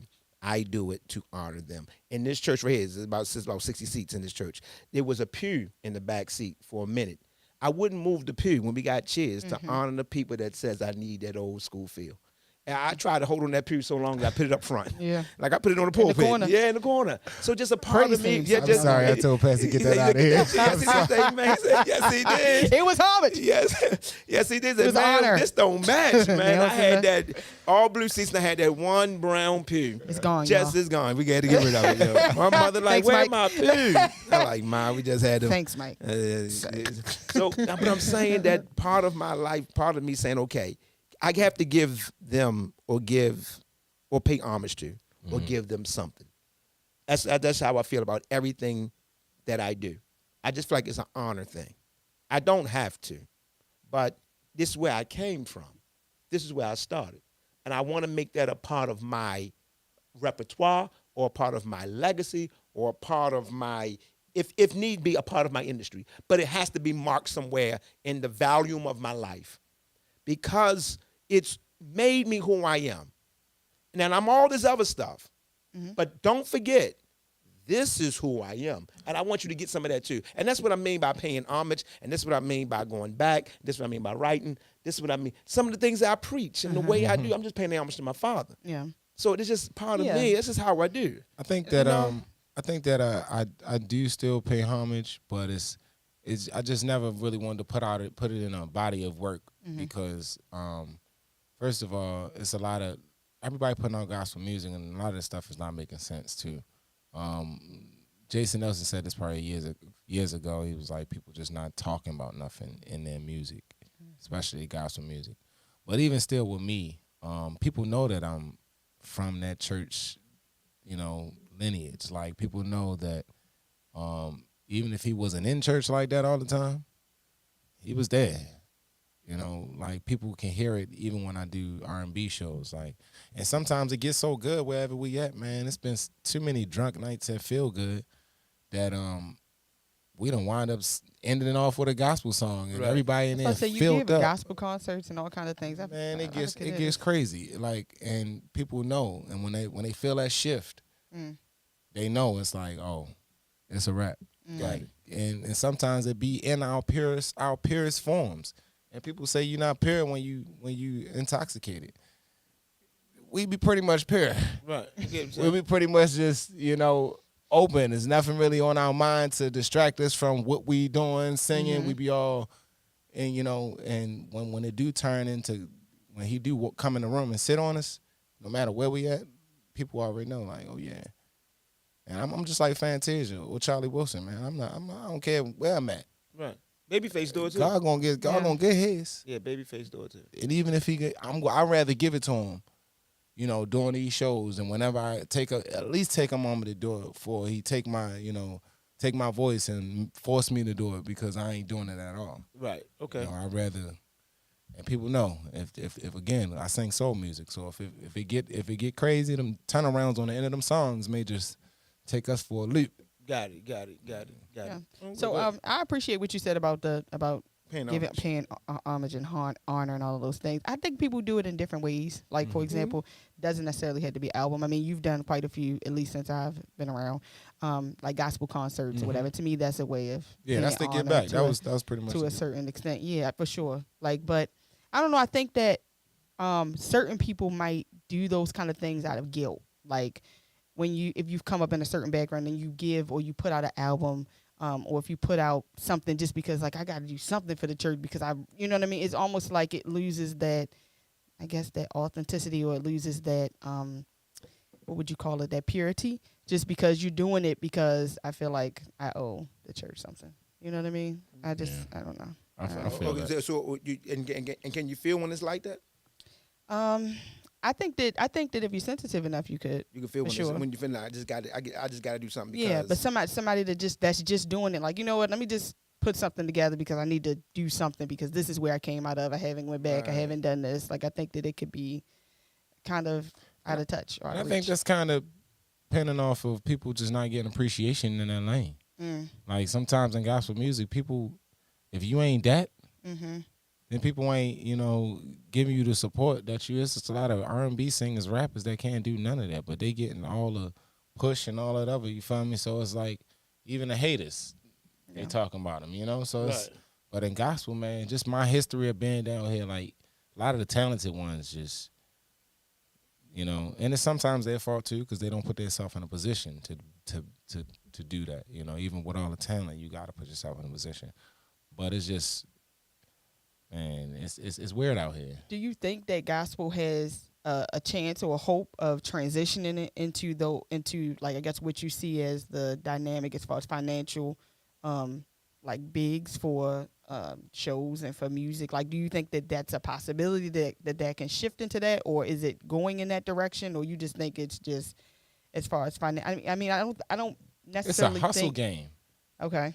It's a hustle game. Okay. The most financial church to me, black church right now, is Jamal Bryant's. Yeah. New Birth owns the most real estate than any black church in the world. And you know why? Okay. Because they hustle. People ain't hustling out here. They just doing anything. And with that hustling mentality, you can make it work. You're right. He's right biblically. Now, it's in the Bible. You just using the word hustle. Yeah. It's in the Bible. Here is in the Bible. Paul says, "I'm the least of the apostles, but because I do more, I'm greater than them." Paul said, "I work harder. That's why I got more influence than they do." So it's in the Bible. Paul says the reason why I have more influence, being the least of the apostles, is because I do more than they do. Wow. I do more than the people that walk with Jesus. This is what Paul said. Hence, he said, my influence is greater. That is a scripture. And that's what I believe about me in this city. Well, not even just in Baltimore, the DMV.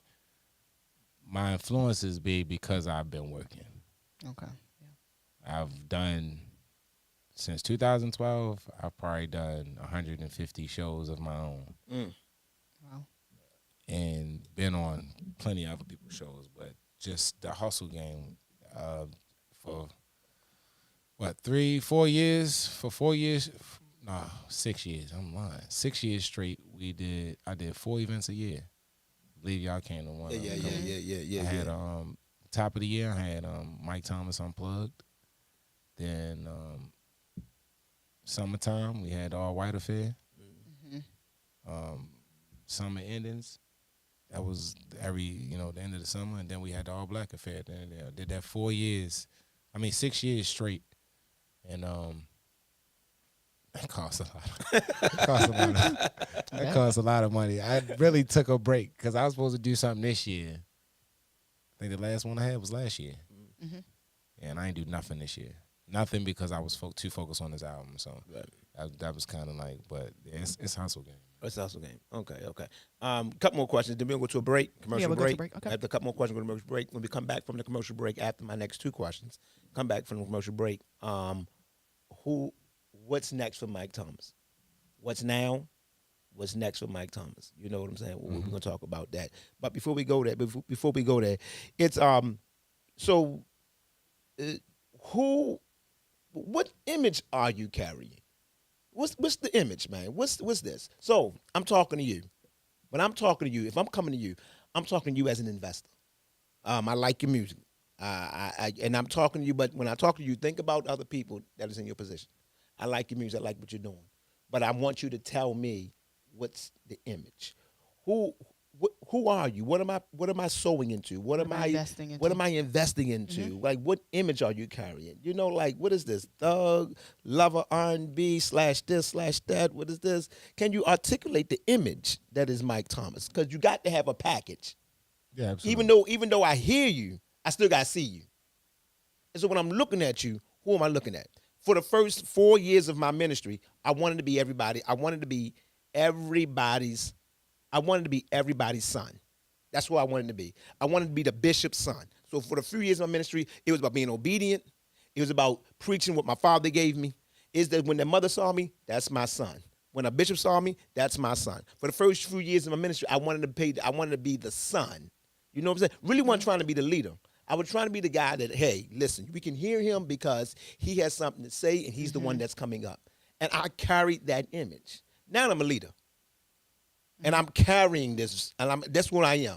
Some things you say you're going to like, some of the things you're not. But at least I know what I'm doing. Right. Who am I? I am the man that when you're in a dark room, my job is to turn the lights on. My job is not to open the door. My job is not to open up the window. My job is not to show you how to leave or when to leave. And people come to me asking me all those questions. I'm not giving you any of that. My job is to cut the light on.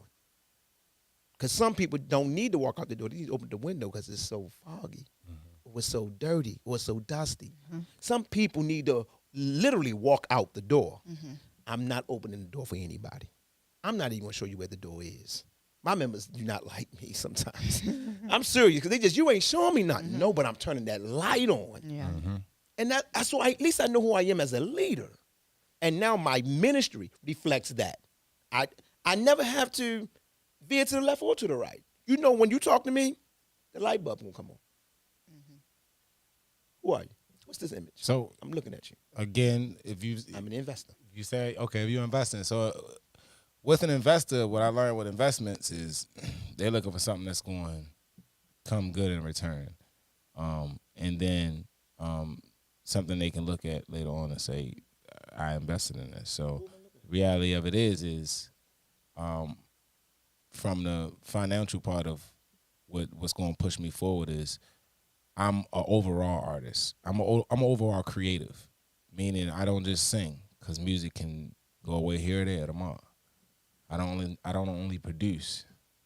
I don't only, I can do multiple facets of things, and especially when I do make it, I have a kind of plan. So whatever investment they, want it kind of written down to see. First of all, I got that, but from the top of that on down, it's more so of me. Building this portfolio of everything I can do to bring it all together. Acting, directing, all this other stuff. Every lane that I'm diving in is a lane that I want to accomplish something big in. So it's going to happen one way or another, with investment or without the investment. But that's people. One lady told me one day after the show, she was like, "You remind me of a modern day Jamie Foxx." Okay, wow. So that's what the investor is looking at. Okay, go ahead for it. And when she said that just kind of, because I can be funny on the mic. Right. The singing, the playing aspect. I've done plays before, so people know I can act if that's needed. Are you in comedy? You got any jokes? Not nothing written, but I got some jokes. Oh yeah, I'll tell you some of mine. See, Jamie Foxx never really was a written person either. So like when people feel good, I be having them rolling, and they just be like, "Yo, you are actually funny. You should do comedy." Yeah, you're pretty funny. That's not my thing. It just come off.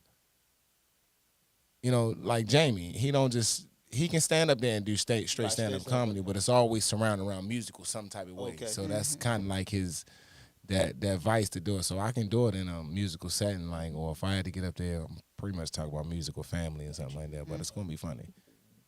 Okay, that's so to the investor. I'm looking at the image you give me is if I would say like the All American, you got more than one. You have more than one lane. Yeah, they did it. They did it with my sister. So if the investor's smart enough, I would say you're looking at a modern day Jamie Foxx. Okay, good. Just as well as investor did that for my sister. I told them you're looking at a modern day Whitney Houston. Good. Okay. Good. And now got it. It's just the fact of once the investment there, you can see the work being done. Right. The work is already getting done. Right. But you see what they. You see what they're backing at. You know what I'm saying? Yeah, so. I think the job of an investor is to invest in your potential. That part. Yeah. Yeah. So you know what I'm saying? If you show me something, because it's a lot of people that I know that has great ideas or has good things that they want to do, but they just don't have the money. And if I had it, I know they'll make something happen. Okay. Especially because they already got write the plan, make it clear. That's right. The young girl really run with it. That's right. That's what I come around people that got the plan. Like they run down the whole thing to me. Like, yo, I know exactly what I'll do. And every time I talk to them, hey, if I had it, bro, trust me. And can you run down your whole thing to somebody else when you talking to them? Yeah, and I wrote it down. I wrote it down. Good. Like I don't like to talk too much because that's right. Sometimes I get excited and I just over talk. You feel me? Mm-hmm. Especially with everything I took time to write down. Mm-hmm. But yeah, they want to email or they want me reading in front of them. You got it. Oh yeah, I got it. Okay. That my plan on that. It's just planning is something that I've been getting into for the last couple years because, especially for long run situations like this album I've been doing for 3 years. So it's just a plan that I'm everything. Of course, we'll get into that, but I just been planning. Okay. From every aspect of what need to be done. Good. Yeah. My next question before we go right to our commercial. Before I interject. I'm good. No, you're good. Good. Okay. So, you're respected as an artist. You kept your name, Mike Thomas. You didn't. Are you planning on changing the name? You're using your home name as your name, as your artist name. Mm-hmm. Jamie Foxx's name is not Jamie Foxx. Right. Got a few artists who name not. This is where you're going. This is Mike Thomas is who you are. That's what we're gonna see. Yeah, so nothing different. For everybody that don't know, and it's my friend. I don't. Everybody don't know my name. Good. My biological name. Yeah. I know. I don't like my biological name because it wasn't my name to be given. It wasn't your name to be given. But since this is the first interview I actually disclosed this, I'm just going to explain it for you because exclusive. Yeah, how about it? Let's go. Let's go. So, much love to my mom, but my mom my mom was busy. What? Man, Ma, don't look at me, man. I see you looking at me, man. I see you looking at me, man. Hey, Mom. Say no. No. God, man. We are grown. She probably over there dying laughing right now. But listen. But now, I have my own father. It's 8 of us. And a lot of us have our own fathers, really. And I got my sister's father's last name because my mom was married to him during that time. I guess her getting out the relationship or whatever. And she still had that name attached to her by a court or whatever her situation is. So I got his last name. I don't know if it was my mother being smart back then or how the situation is. But she told me she didn't want to give me my father's last name because my father's last name is Roney. So she didn't want people calling me Macaroni in school. So that would be a lot. They would call you that. Oh my goodness! I was like, "Thank you, Roney." To this day, I said, "Thank you." Hey, I mean, my father wanted to leave a name and a legacy too. But I will always respect my father for real. So if he don't know, if you watching this, when I go up, just know you going up with me for real. Yeah. But my sister's father's last name was Williams. Okay. So exclusive, y'all. So yeah, I got exclusive. I got his last name, and that's why some of y'all churches or shows and stuff, y'all gigs, when y'all get that, y'all probably think I'm a total different person. But Mike Thomas, I did. I gotta write those checks. Mike Thomas is my name. Those checks. I'm like, no, Pastor, gotta write something else. Go ahead, man. Mike Thomas has been my name since middle school, early part of middle school. That's my family's name. My mom's maiden name, my grandfather's name, my uncles, everybody. You know, my mother's the only girl out of 7 boys, so, and she was the youngest. So it was the whole Thomas clan. We had a whole Thomas clan. You know, that's what I came up around. But yeah.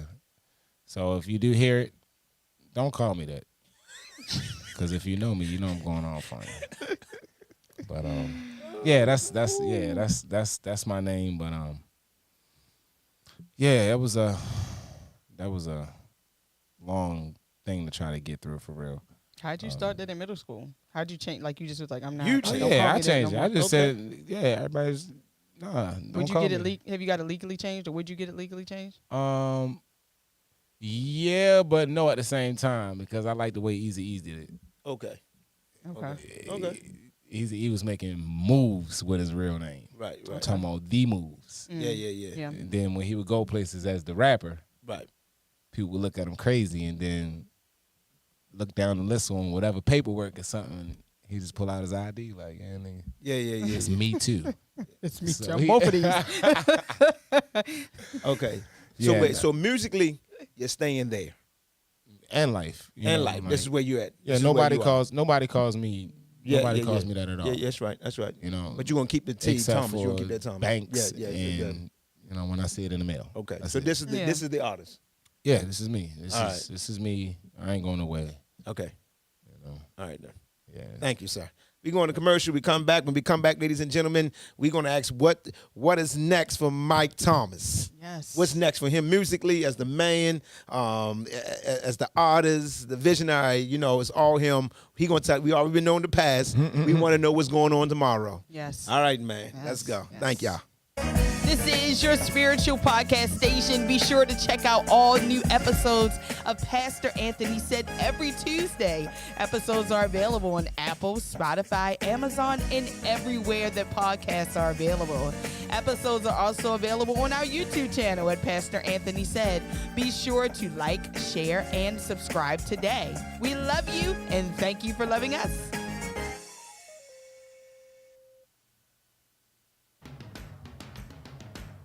This is your spiritual podcast station, Pastor Anthony Said, and we are excited to bring you lunch at Truth Cafe. Introducing lunch at Truth Cafe every day. Come in for all your Truth favorites, plus new cheesy tacos, ribeye savory melts, and delicious burgers. Over 7 lunch combinations starting at just $6.99. Truth Cafe. Make sure you come in for lunch with us. We'll see you there. Yes, yes, yes. Yes, we're back. Yes. Ladies and gentlemen, we are back. Back in action. Absolutely. All right. So, Ted, you want to say something to him before we go in here? You want to ask any questions? Any question to ask me before we get here? No, not really. I do want to give him his flowers. I mean, Go for but it. I don't know if I should do that after he's finished or, talking about you. I definitely am. I have learned a lot from you. I mean, in general, from even from command. What you laughing at? You go ahead. What did I do? This is giving me flashbacks. Let me tell a story. When I was young, like, I would be in class and I would be talking to people, would start like busting out laughing. Just would be like, I am being so serious right now. I believe you. That's what Like, I said. is that what it is? That's exactly what it is. It's so potent. It just Yeah. What? Start crying. Let's see if we believe. I feel tears coming out because I I wish I could. But the I whole cry can't. circle. Pastor gonna put some water right there. Okay, I'll just make it short. Nah, go ahead. It's like, no, but I've learned a lot from you. Just even in general, just with the hand motions. A lot of people don't know. Like when I first transitioned into worship leader, a lot of those things I wasn't able to come up under an actual worship leader. So some of those commands. I mean, it's just has helped me tremendously in general. From the producing aspect, from the all of these different things. A lot of the things you said, did I research or did we research? I actually didn't research quite a bit of those things, but a lot of information I got from you. And so I just want to give you your flowers now. You've been a great example, I would Appreciate say, that, too. overall. And I definitely want you to know that I appreciate you as our minister of music and just as a general friend and man in general. just want to give you your flowers. Appreciate that. I ain't got no flowers to give you because you got some Joe Jackson in them too. Yeah. They gonna act like everybody gonna be kumbaya. No, we because gonna be home. We gonna tell the truth. Listen, this dude got a little bit of Joe Jackson in him. He got some Joe Jackson. We seen some Jamie Foxx, but he also is. Look, this the other because he got side. a look. He'll give you an eye while you. I got Joe Jackson, but he got Barry Gordy. Yeah, it's a lot. I ain't want to bring that. Oh my goodness, yeah, he got a little. Mike, if looks could kill, he would kill you with them eyes. Oh my! I'm sorry, and for people that's watching this, do it right. Y'all know y'all know me. If you know me, you know me. And sometimes it's not innate. It's not something that I plan to do. It just happens. It's just a reaction. I'm sorry, man. Sometimes it feels good. Sometimes it hurts. Man, yeah. Oh, some Sundays he be looking. I'm like, oh, yeah, musicians too. I'm sorry for y'all. He's not having a good day today. No, he's not. And you're going to know about it. You know about it. Mike gonna play with one key. One. Ding, ding, ding, ding, ding. Come on, Mike. Ding, ding. Like, I was about to say something, but I ain't gonna say that. Like, man, he's not having a good day. Don't even look at him, y'all. Just keep on preaching. Yeah, just keep on singing. Keep going. Don't even look at him. Don't look at him. He's going to get into it in a minute. Give him like 12 minutes. 12. And everything's going to be all right. We got to spark the cigarette right there. Yeah. All right, come on, man. Let's hear. What's next for you? We heard about what the past, and it was beautiful. What's next? What's now and what's next? The floor is yours, Doc. Now I'm finalizing this album. That's my focus right now, my main focus. That and junior sports. But as far as me concerned, it's putting out this album. I've been working on this album for 3 years. Mm-hmm. And I feel like it's gonna be pretty nice. Album drops February 24th, 2024. Nice. And do an album release that Saturday, the 25th. That's the plan. So make sure y'all put in your calendars now. It's going to be a crazy. If you've never been to one of my shows, I think you're going to enjoy it. Album, and then after the album drops, of course, tour starting in January. Nice. I kind of canceled a lot of dates because financially I wasn't ready for the summer run because of the album and because of life, and then I just wasn't ready music wise. I just didn't think I wasn't gonna give no half-baked product, so I wanted to make sure everything was A1 like I wanted to. I gotta go to Atlanta in a few weeks to do a couple more things finalizing on the album, but after that I think it's up from there. Tour time, get ready for next summer. So y'all tune in. So next summer, y'all see me everywhere pretty much. That's summer 2024. Yeah, 2024. That's the plan. Album rollout starts in December. My birthday is December 12th. Nice. Yeah. So album rollout starts on December 12th. We'll be at Terra Cafe. It's a Tuesday night, so I usually do my open mic karaoke Feel Good Tuesdays. On Tuesday, we're gonna celebrate my birthday that night. What's the address? You know the address 101 East 25th Street. You there every Tuesday? Every Tuesday, Everybody, 8 to 12. 101 East 21st Street. It's for all creatives, singers, poets, comedians, dancers. It's for all creatives. If you just enjoy the art and you don't do nothing, it's a place for you. So good. Yeah, they can come out to that. What's next for the man?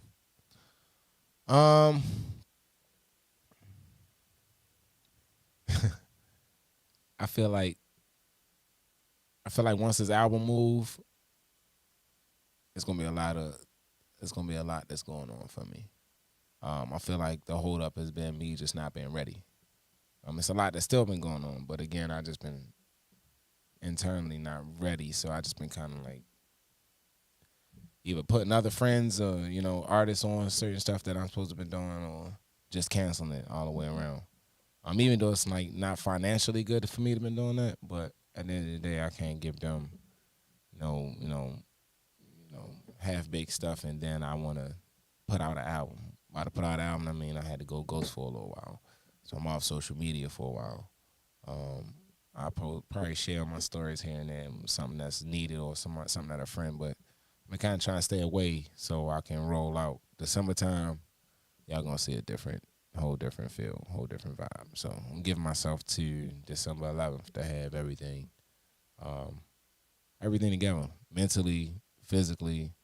Because again, back to your investor question, I've talked to a few people that knows investors, and it was asking me certain things like image and this, that, and the third. All that is going to be covered. So I got a few, every time I go to certain places, people think I'm a rapper before I start singing. So I'm going to dial back on this.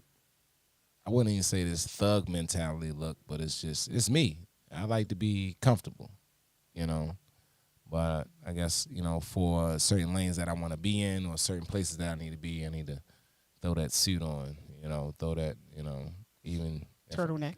Even if I can't Sweater. be comfortable on the stage, which is going to be something for me to adjust to, because if I'm not comfortable on the stage, then I feel like I'm uncomfortable. None of y'all designers don't send me no tight clothes, no tight pants, and because they gonna rip. I promise you. I'm gonna be moving too much. So other than that, album, family, man, just focused on family. Really, that's the goal. That's the only reason why I'm really doing this music. Outside of the love of it, that 85% is family, man. I gotta make sure before Junior get 18. Okay. That he know his father is one of the biggest artists in the world. Good. Good. Like he He been to a lot of shows that I've done, so I've seen his expressions on just like, oh wow, everybody on my dad right now. Like, so I know how that made me feel, just him saying it. So I don't know how you feel necessarily. I never really asked him that, but I think it's somebody to ask him. But yeah, I know that between me doing my music, my sister, or just the people that I'm around, that I'm connected to over these years. I'm connected to a lot of famous people for real, but I've never asked them for nothing. I never uttered to ask them for nothing. A share, like probably I asked them like, just listen to this mix and let me know what you think. That's it.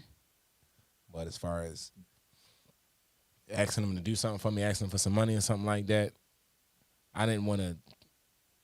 First of all, we not that close like I am to, certain people. I don't talk to them every day. So that's just, definitely don't do that. But because really they probably already got it for you. We're just waiting for you to make some moves for them to be able to put you right in position. Because one thing I did learn about people that's already on and famous, that's connected, they not going to really put you in position until they see that you really in position and ready for it. So I think after this album, they'll see. I mean, of course, I got music out and everything, and they've seen me, traveling over the years. But it's just, I know when they see a checkmate, they see a checkmate. So, just take time. This is my 10th year doing music, so. Okay. Wow. Okay. They usually say after 10 years, either in that 10th year or right after 10 years, then everything start. Yeah. Everything start climbing. So either way, hopefully something happened. It only take 33 minutes and 50 seconds to become one of the biggest artists in the world. One song changed my life. So it's just really, again, back to what I was saying at the beginning of the interview, promotion and marketing. Because you can take a crappy song. So with the confidence in this album, would you now reach out to those people that you've supported, or those like famous ones, that to ask them for a share, to ask them for this? Or oh yeah, I'm definitely in my bag this for this album, because Okay, I already know the album is going to be crazy. All my DJ homies, they already know they getting the pack right before the week before the album drop. They already know what to do. We are, that's one marketing lane. Then everybody that I got in my phone that is on, they're gonna get the album ahead of time too. You feel me? So I can digest with them for real. So when it do drop, it'll just move how it's supposed to move. And some people still gonna support that same day for real. yeah, But yeah, I'm definitely gonna reach out to all the radio hosts. I'm gonna reach out to y'all gospel radio hosts too. I'm definitely gonna do that because there's some cuts on there that's appropriate for you know.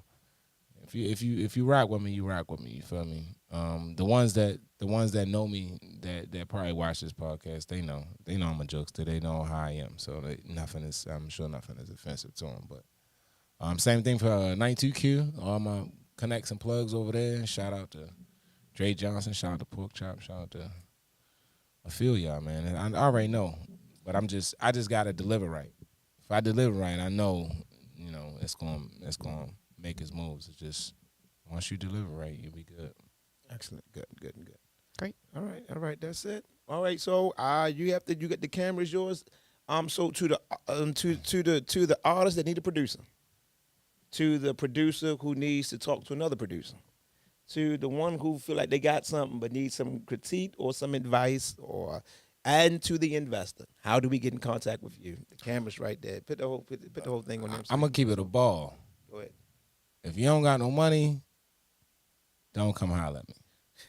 But if you are serious about what you're doing and you don't got no money, come holler at me. Because that's the only reason people I'm going to work with is people that's serious about what they're doing. Like, that. I love music. So if you love music, if this is something that you really need to do, even if you don't got the finances, we're going to work it out. We're going to make sure it's done because sometimes that's where the best magic come from. But if you just doing it for whatever, just don't call me unless you got some money. What's your email? How do you contact Mikey T made it at gmail.com or just go to MikeyTmadeit.com. Follow me on Instagram at Mikey T Made It. On Twitter, they call it X now, right? Yeah. Yeah, so follow me on X at Tweet Mike Thomas and Facebook. You can find everything. Online, everything. You can find my music, just in case you want to check it out before this new album drop. Mm-hmm. I got some stuff on there, too, so you can check out Apple Music, Spotify, for Amazon Music for y'all Android users. You can download it, and it's saved to your phone. Yeah. All right, good. Thank you, And sir. what was the last album that was live in? Was it? Yeah, the live last in? album was live in Dallas. Yeah. I did that in 19. Wow, that's amazing. Okay. Yeah, that was the last album I did. That's why this took 3 years to do. You feel me? Right, So, all right, good. yeah, but that was around COVID time. That's right. Yeah. right. Yeah, I did that right before they shut down everything. Mm. Yeah. No, I think COVID-19 shut down 20. everything 18, It was right? like early 19, 18. like early end of 19, End of 19, early end 20. Yeah, it was something around that way somewhere. But yeah, during that time I took some money. I was down there probably years ago. I had a conversation with some of my Texas friends like, I should do an album down here. They're like, you ain't doing it. I come back years later like, I told y'all what I was going to do. I'm going to do it. Shout out to Whitney. Shout out to Mandy. They held me down, made sure I was straight the whole time I was down there. Told them what I wanted to do, and I paid everybody, singers and musicians from down there in Texas. I just was like, forget it, I'm gonna just do something different. It didn't come out like I wanted it to come out, but that's another whole interview. But it worked out, and I put it up for real, man. So that's been. I know a lot of people like nowadays the music. A lot of people like more studio stuff versus live stuff, unless live stuff is church. Mm-hmm. You feel me? So, but yeah, it was a fun experience. I spent a lot of money, but never do that again until I'm prepared. Okay. Flying out of state, use other people for a whole different situation, and then just hoping it's gonna work. You feel me? Yeah, but it is what it is. I had to come home and finish the album.